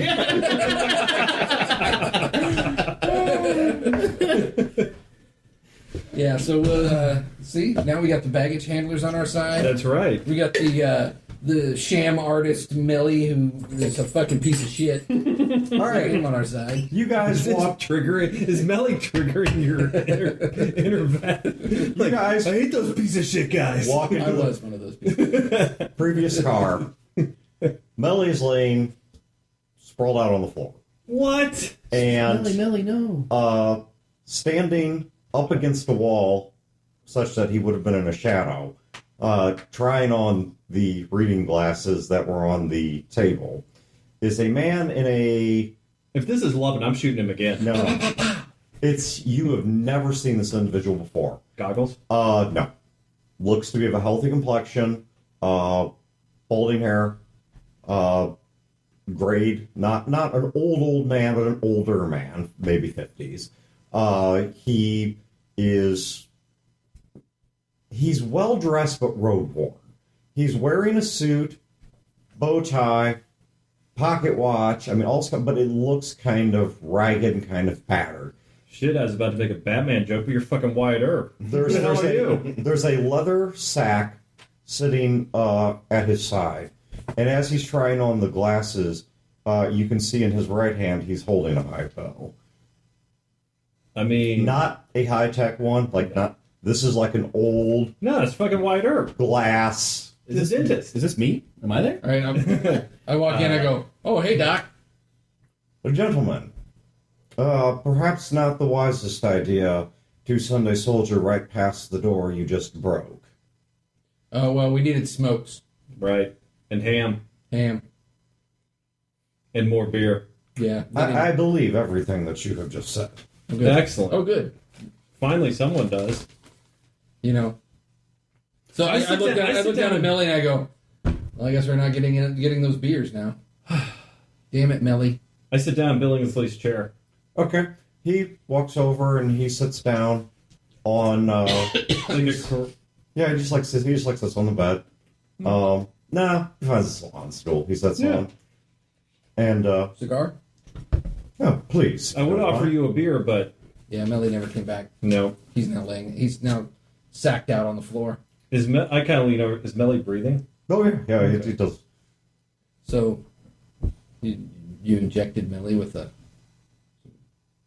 serum to knock him out? Yes. Yeah. Efficient. Of course. Okay. I know Hey. someone you'd like. All right. Dr. Jack Pinsky at your service. Jack Pinsky. Are you robbing the train? Goodness, no. I'm a doctor. I don't. Robbing a train is. So if you're asking if you need to shoot me, No. I would presume you would have already done so for that, and I don't intend to rob anything. Sir, I'm an officer. I don't shoot people. I order people to shoot people. Fair enough. Then I've made a wise choice by quieting the bottom of the chain of command. Right. Yeah, and I'm not going to have him shoot. He's straight up the bottom, too. Yeah. And I'm not going to have my sergeant here shoot you because, well... Yeah, we have limited ammo. Well, and I've done you a bit of a favor in that the last thing he saw before this was, of course, neither you nor the door that you broke, but was briefly me. Even if you got a good look at my face, I'll be sure to conceal it carefully for the short duration of our ride. Well, and... Well, appreciate it. yes. And, the baggage handlers over there, too, they never saw us or saw you. We were never here. all above board, I'm sure. Of course, of course. I think we may share an interest. Oh, really? Yes, Do you like pissing off the backs of cabooses and moving trains too? I do. A man Not typically. In the winter, it's quite refreshing. Not typically, but No. I mean, you don't want to do it too often. Then it just gets old hat. Yeah. If I was to describe my intentions, I am not sure if there is a. Oh, besides roofing my private there? I mean, do we really want him anyway? No. He'll be fine. He will get some much needed rest, and he'll be fine. It's a wider.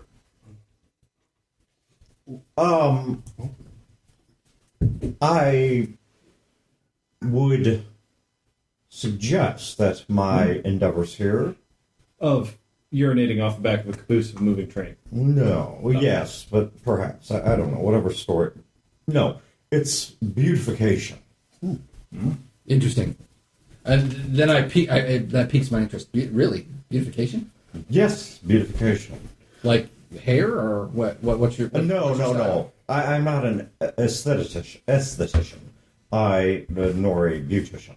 But I understand your confusion. No, I was trying to think of a word that might be the inverse of vandalism. Oh, you're a designer, you're like an interior designer, like feng shui. Nothing so esoteric. Gil he said that he takes out his cards and he's just doing the dealer shuffle thing to make his hands busy. Have you, gentlemen, if may I be direct? Please. Absolutely. It would be a breath of fresh air. Yeah, almost like peeing off the back of a caboose. Mm-hmm. Have you, gentlemen, seen enough of death in your days? It's an interesting lead. I would say that death probably hasn't seen enough of us, unfortunately. Why do you ask? Are you trying to sell us something? Preferably not death. No. What was in that tonic? I had a son once. His name was Graham. What was his last name? Pinsky? No. Oh, he said... Sorry. No, he doesn't ask that because you introduced yourself. Sorry. His name was Graham, and he enlisted. Oh, yeah. And I see where this is going. unfortunate circumstances, so on and so forth. War is hell. Yeah. He has since departed. Yeah. My condolences. Condolences. And what is on the back of that? Well, I being a doctor, I have, of course, dedicated myself to the Hippocratic Oath. An oath to do no harm, to bring about good and healing to all those around me. Poe, that means he doesn't hurt people because he's a doctor. I mean, That's what the Hippocratic Oath certain is. circumstances call for me to murder It's people. also the hypocrite oath. Hurt the fuck out of people. You go, Pope. Marlene's going to get a dickin' for sure. Yeah. I am concerned that the object that is on the back of that train may be one of grave danger. Oh, we've kind of gathered that. And Danger to whom? Is it whom? Or Yeah, whom? it would be whom. Whom? Yes. Danger to whom? I don't rightly know. Whoever they should choose to deploy it against. So it's a weapon. And of course, they're an army. What do you think they deal in? I carry... Horny soldiers. Well, there could have been communications equipment. It could be something for infrastructure. Oh, yes, a radio would certainly garner that kind of guarding, and a rushed trip all the way to the heart of... I do declare a hint of sarcasm from the good doctor. I apologize for my tone. Oh, please don't. I like it. I am somewhat simply disturbed. I'm beside myself. Yeah, well, that's after important. this altercation and this poor private just fainted in front of you. Right. Perhaps you have some smelling salts. I was thinking perhaps that we might be helpful to each other in... Well, what's your just spill it, Doctor? What do you want us to do? I'm a card player, Doc. Sometimes you have to show cards, but you don't want to show your whole hand. we don't want to show our whole hand. You don't want to show our whole hand. But we need to get the betting going. Fair. Why don't you show a card, and then we'll show a card? Between here and Jackson, past Meridian, there is a colony. A colony that is not on any map because the great reunifying states would prefer that it not be talked about, and they forbid anyone from going there. Like lepers? Diseased, certainly. Really? Not leprosy. Oh. Something that I spent a great deal of time researching. If a soldier, a great soldier, can bring death to a great many people, then I supposed it made sense that a great doctor ought to bring life to a great many people.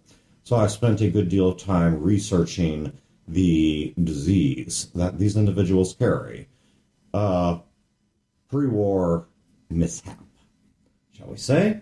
He opens his case, and in the front of it, he does have a roll of just generic medical supplies, hypos, couple vials, scalpel, but behind that, he has several canisters of what appear to be some kind of contained liquid. I don't know what the mechanism is. It's almost like an alembic. I'm not sure what the device is called, but where it's like several glass containers with like pipes going along the top of them. I would like to replace what they are going to use to remove this colony with something that I have spent years struggling to obtain and perfect that will instead save them. So the weapon that they're transporting is going to get rid of this colony. I believe so. And you have the cure for their disease. Correct. And you are going to switch those so that when they attack the colony, it ends up curing them. Yes.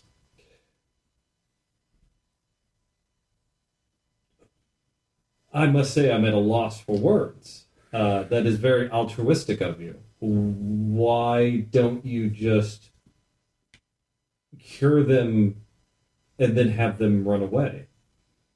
And then they drop this weapon after the fact. Because I'm too late. Because I thought that upon this trip, I would have that exact opportunity. And when I saw that device being loaded, I may be wrong about its intention. But I can't help but believe that I am on the train, not that gives me a head start, but I am on a train that is taking both life and death at the same time. I mean, this seems like a lot of hoops to jump through to kill a bunch of people. Why not just shell them? Yeah, or bomb them. Armies are usually a little bit more direct than doing something like that, and why wouldn't they just shoot them? Shooting a man does not cure the disease he carries, not the likelihood of it transmitting. So they're going to try to contain it and incinerate it. Yes. What's the disease? The precise disease...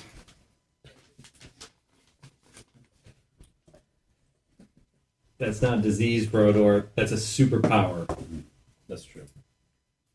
Because that's not wrong, right? I can still point at the board. Yeah.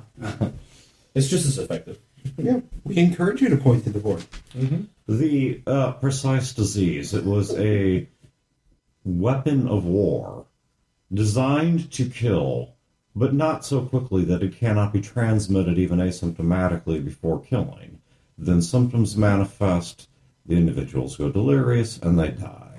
It was created by an organization known as Casterfeld Biotech some years before, well, the nuclear hellstorm. A biological weapon. Correct. And this colony is infected with that, or a different disease? No, this colony has been infected with this for some time, and anyone that comes into contact with them, local communities, farmers, hunters, nomad, even poor Is, believe it or not, they fall victim to it as well. And the Southern Army is going to infect them with another disease? No, they're going to burn them down. Oh, so the thing back there is like a bomb? I presume it to be some form of incendiary or highly radiological device. And you're gonna replace it with the cure. Or at least stop it from being put in place. So you want our help to go back there and kick it off the side of the train? Kick it off the side of the train, pull some military procedural maneuver to simply delay them offloading it, delay the entire train. I don't care. So, back to our card analogy here. You've played several cards out of your hand. Time for us to play a card. We don't want that. We want what's going to get put on the train at the next stop. And if that ain't there, they might not put that thing on the train. But if you want something else you're going to put on the train, that means that you ultimately have the same obstacle I do. That is true. So after our next stop, Then it would be my pleasure to work with you. You take your object, and I will take mine. that works for us. What's in it for us? I don't understand what we get out of this. Well, for starters, I have just protected your cover for several more hours. Uh-huh. Thank you. From Private Dipshit? He was about to walk past a smashed door. He's not that stupid. I don't know, it's pretty stupid. Yeah.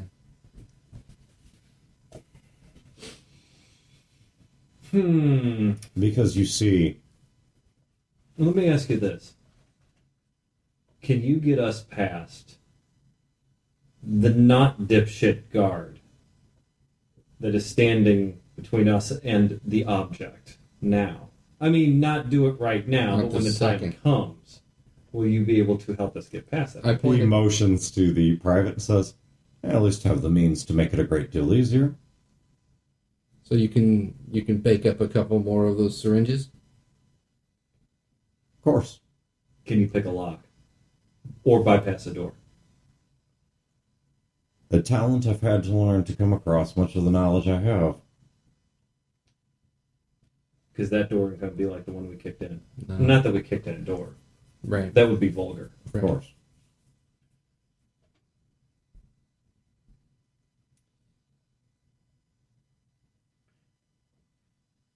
I will offer you one more card, because it may be of use to you. Mm-hmm. A show of good faith. Okay. You asked a very, very fair question as to why anyone would care so much about this particular colony of diseased individuals. Everything I told you about the Casterfeld biotech weapon, it's completely true. It does pass asymptomatically, it passes quickly and easily. After a period of time, it shows symptoms, creates delirium, confusion, and it is not long after that before the individual passes into death. But they can remain asymptomatic for a long period of time, which both creates new disease vectors and also creates distrust. It creates confusion within a populace. People stop interacting. They don't trust their neighbors. They hide from each other. And eventually the disease takes its toll, but its first toll isn't death. It is the utter dissolution of a structured society that lives in close contact with each other. This disease, perhaps you can understand why one might experiment with it, given what it would do to a city center, say St. Louis. And if those tests were to go awry, they would represent both a terrible embarrassment and an existential threat to the people on whose territory the testing was performed. And thus, certain mistakes need to be eliminated. Did you get all that? No. Excellent.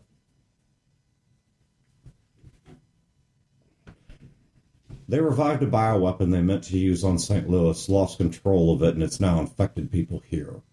Mm-hmm. They intend to cover up that mistake by incinerating a lot of them. Out of character, do we know that the Carver clan got partially wiped out by a... No, you have no idea. We did not know that. All right. I forgot if we knew it or not. Okay. I thought that was something we were told that they got, because we think Motimar's dead now because of it. No. We don't know what did it, but we knew that they were No. wiped. We knew that they got wiped out more or less in fighting. Militarily. But what happened to their home camp? You guys never got that information. Okay. Okay. Because something led us to believe Motimar was dead. We had heard that at least, but we don't know that it was Songbird. Right, we definitely didn't know it was Songbird. That bitch.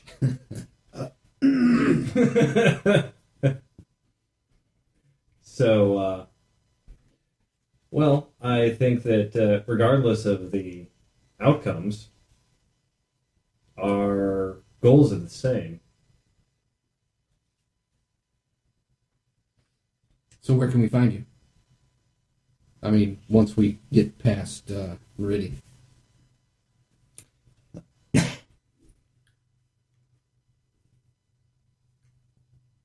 Private sleeping car in front of yours.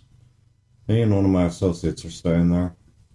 Okay. How many associates do you have at your disposal? Total of 3. Varying skill, but all useful for what I need. Okay. Once we've cleared Meridian, we'll touch base with you again. Okay. I don't want you to go into this blind. While my act may be humanitarian at first, this state, this revival of ideas, took my son from me, humiliating it and breaking it with its own errors. There is something less than noble about this. There's something less than noble about us, so works for me. I will cure them, as I've said. My oath demands it. But their value to me, it's not just lives saved. It's political firestorm.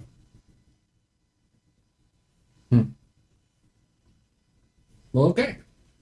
Down with the bourgeois. We'll see you in X amount of hours. We should probably carry Melly back to his post. Yeah. And just tell those guys that he just passed out. Yep. One beer. Lightweight. Lightest of weights. Yep, you guys fucking Cosby'd him. They didn't do shit to him. All right, I gotta stop the game here because I made a huge freaking mistake. You know, sometimes people, like, they stop taking the medicine because they feel better and then realize, like, why they were taking the medicine. I did that with my antacids, which is why I'm losing my voice. So, Sorry, dude. yeah, that's why I'm losing my voice, is because I re-inflamed my own laryngopharyngeal reflux thingy by backing off of the antacids and then quickly realizing that I should not have backed off on them. Dan, before we end, I want to make one roll. Okay. I want to roll, basically just to try and use Beethoven.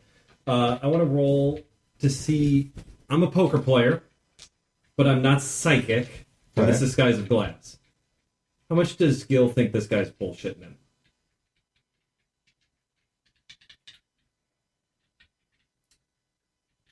I'll let you roll to ask me that. If you give me Beethoven, I will give you something in addition to the answer to that question. Everybody. Dun, dun, dun, dun. Okay. All right. Could have fixed the door, though. You know, screw you. Where were you? Where was Ghost Poe when I spit that? Hey, man, I'm with these people getting ready to get us all killed.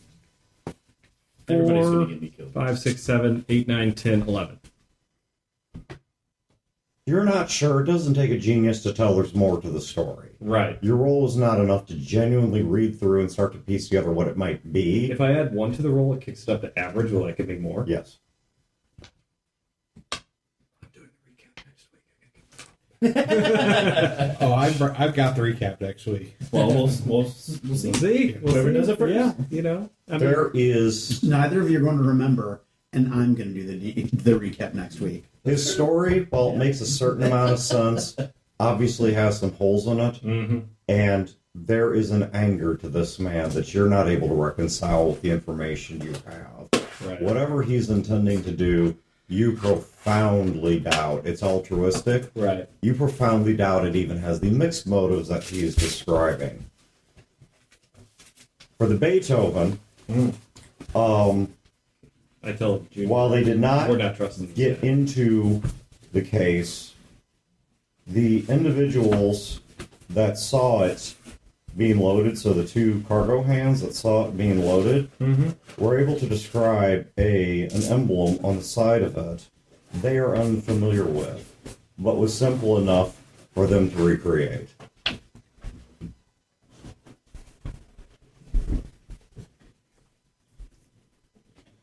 That. That's a radioactive contaminant, or Yes, that's correct. I thought I was trying to draw that myself because that's what I I thought suspected. it was the other way around. No, that's a fallout shelter. Is the one with the triangles pointed out. Okay, cool. You guys are idiots. That's a Triforce. Well, It's the yeah, Triforce, right? right. Get out of here, guys. Box this big. What could be in What's it? a Triforce? Fucking Ganon. I don't know. No one does. Yeah. Is that like a Super Mario thing? Felt like, yeah, he was trying to push all those buttons, and you know, Right. And he you was don't, getting too angry. And his, like Dan said, his story was so full of holes. I have 2 theories. One of What them, ghost, Philip? this is all Oh, I care. yeah. actually, I am sorry. I was slightly off on what it would look like. My bad. It would actually We know what you meant. look like it would actually be a circle. Yeah. With the triangles pointed down. No? Oh, No, it was that it was what I was trying to draw. It's that. It's a circle with a center point and then 3 triangles coming off of it. Yeah. To indicate that Yeah. it's radioactive. Yep. Whatever. Yeah. So it's a circle with a black dot in Yeah. the middle and 3 That was my triangles. trying to remember from the top of my head. We would when I know was what guessing that is. that. right, yeah. You would know exactly what that is. Yep. So, oh boy, So I'm and not his, wrong about everything. oh boy, and the Shadowrun team are going to try Yeah, and steal it's- this nuclear that's bomb. it. That's what I was trying to draw into the Yeah. point. So, my notes we on need it to is stop nuke. that. Right. Except I thought it might have been for K. Shadowrun in the Skies of Glass is pretty cool. Never mind. Take the nuke. But this Doctor Strange Well, scene. I mean, he's probably wanting to set it off somewhere where it's going to do the most damage. And yeah, it's probably best we abscond with it. Yeah. Especially if this guy gets his Whoa, hands whoa, on it. whoa, whoa. Stealing a nuke was not part of the plan. But this guy's gonna make a dirty bomb, and do you want to be part of that? I mean, you could either have... No, I was just busting balls for deviating from the plan. No, we're not deviating from the plan. It's scope creep. Junior and... No, not even that. Junior and Gil have a second unrelated plan. Yeah, that's No, it's some scope creep. semantic bullshit right there. You were robbing one thing, now you're robbing 2. This is scope creep. It's called secondary objective. Right. Secondary objective. Bonus objective. Bonus Right. objective. You think all the bonus XP we're going to get for this. Secondary right. objective and bonus objective are defined before you go into mission. But here's the When you thing. expand, it's scope creep. Train, guns, stealing, train heist. We're still in theme. And Whereas you guys are like... No, hold on a second. Hold on, to be fair, I'm just cupping the ball. Our objective, Right. Let's use our minds. our and not get objective killed. is stop train. We're stopping the Philip's train. like, no, we're using our minds. I respect you for your brain. By giving dome. All right, so We all realize we have to live in this world afterwards. Yeah, that's why we want to take the nuke. You don't plan on living in the world afterwards. We got nowhere else to go. Right. so with what little voice I got left post game, Good. I liked it. Is it space rabies? Spabies. Spabies. I was theorizing Spades myself, but I didn't recognize the names. Hell, The symptoms I sounded question if similar, that so it thing- made me that think it was a place It may be a derivative Yeah, of Lissa virus, might be which the would big-ass also military explain base why that he's gonna- such weirdness was going on at that other cave site. I'll tell you right now, I've already thought through what relationship, if any, there was between the two projects. You guys will either have to find that out in character or never find it out until the end of the campaign, at which point I'll answer whatever questions you have. But the disease they have, I will tell you this much, because it's going to be fairly obvious when you encounter it. He is telling you the truth about the fact that it is a bioweapon. Oh man, we should nuke him then. This is the only way to be sure. Sure. Yep. Looking for more, but we gotta go back into space. That's all we ever wanted. Fly I into know. space, just drop a nuke. Looking for more. Yeah, so living like tungsten My rods two- before. Yeah. My two Now we got theories on the nukes. guy is that either his kid died from this, and that's why he's so I think he gung worked ho, on it. or I think he worked on it. Yeah, I That's think my he other. worked on it. I was actually, Or both. He worked on it, and his own kid died, Or he worked and on now it. he's hating them and himself. He didn't realize what they were going to use it for, and they tested it or something. I think Yeah. we should trust him completely because he's a nice Southern gentleman. Right, because because Yeah. that's the way you're supposed to. Yeah, that's how SOG works. Doctors that secretly hypo you, Right. totally trustworthy. I mean, this guy has a lot of money, right? Look, Education, huh? as long as the train stops and we get the thing, it's all good. Yeah. We get the comms array, we're all good. Yeah. It's just Gillen Jr. has some extra luggage. Yeah, whatever. I'm cool with that. Yeah, right. When Hearts rips it open, we say, "Oh, and grab that too." Yeah, That's exactly. it. It's just one other. Hearts is going to shot put it into St. Louis. Hearts is just like this. Like, oh no! Nukes don't blow up like that. If it's what he's saying it is, so it don't matter. We're just dead. It's I a mean, virus. You gotta die sometime. Oh no, it's not a virus they have to kill them. They have a nuke to kill the people that have the virus. We could use the nuke to power the lab. Oh my god. We with your could nuke- ultimate Right, technology. right. We can nuke Cape and really get back You into know, the Southern you know what a Arctic nuclear races. reactor is? Full It's circle. just Yeah. a nuclear bomb. Yeah, I they're mean, just contained. it's just contained. That's all it is. Dude, we'll never have to put out solar panels again. That's right. Because we'll be dead. And you'll all have multiple forms of cancer. That's a problem for future Hey, us. we're living that Jetsons life. That's right. I'll just pop my rat away. You know, Oh my God, we could get a French maid costume for Hearts. He could be our Rosie. Oh my god! I'm in. We need a SAS module right now. a SAS module. Put Emma on that. Or like every episode of what was it? Kiss My Grits. Was that Alice? Yes. Yeah, we should get every episode of Alice. So for flow, yeah. Yeah, Kiss My Grits. I realized today what I imagine Hearts looks like. So it's always been in my head. I've had the image. I realized where it came from. The robot for Rogue One. That's what in my mind No, he's looked like all he's the time. actually a mashup of two robots from Black Hole.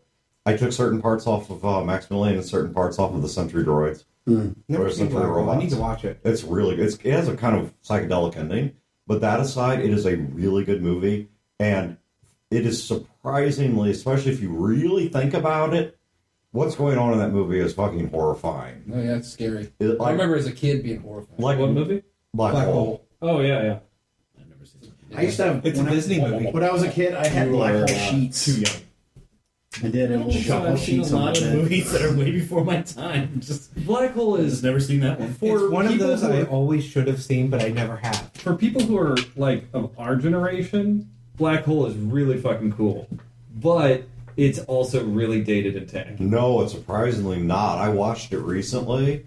Once again, apart from the stereotypically psychedelic 1970s sci-fi epilogue, it all holds up. You gonna watch it? It holds You gonna up watch the movie? I wanna see what it weirdly is. I well. want to see if I've already added it to my queue on Disney Plus because I saw it was on there. I mean, I'm not going to say it doesn't have some rough edges, but as a product, taken in whole, it holds up surprisingly well. And like I said, it is really disturbing. If you I just searched Black Hole Uh-oh. and Black Hole movie, Black Hole movie. Yeah. And I went to images. That was Oh, the first yeah. thing that popped up. See, that's in there. Door balls, door knocker. Yeah, that's Like- in there, man. Like I said, it's a little dated. It was a different time. There were no- but those guys. There were no balls door. I remember knockers in this, there. but I don't remember this movie. Yeah, 1979. Yeah, that's it. Yeah, St. Louis. All right. Anyway, so thank you guys for tuning in, and we will be back in I mean, 2 it's weeks. in there. How do you think they get in the ship? Knock, knock, knock. That's right. Boom, boom. Yes, that's a major plot point. That's what Yeah, big old knocker. Yeah, big old knocker balls. Yeah, knocker balls. you'll appreciate. Black that. hole. That's the first thing that popped. Right. Holy shit! Yeah. How do I get that? You gotta watch. It's Black Hole. $30. First of And all, I've it's seen on Black Hole. Shop Zodies. So. As I was saying a few minutes ago, Give I them had a credit I had card. the black hole bed sheets as a child. So did I. Did you really? I had But I didn't go to blankets. space camp. No, you didn't. You had the next best thing. All right. Yeah, Which was- beatings. just absolute savage physical and psychological. He went there when he trauma. passed out for the game. All right. So thank you guys for tuning in, and we will catch you in 2 weeks for the next train wreck.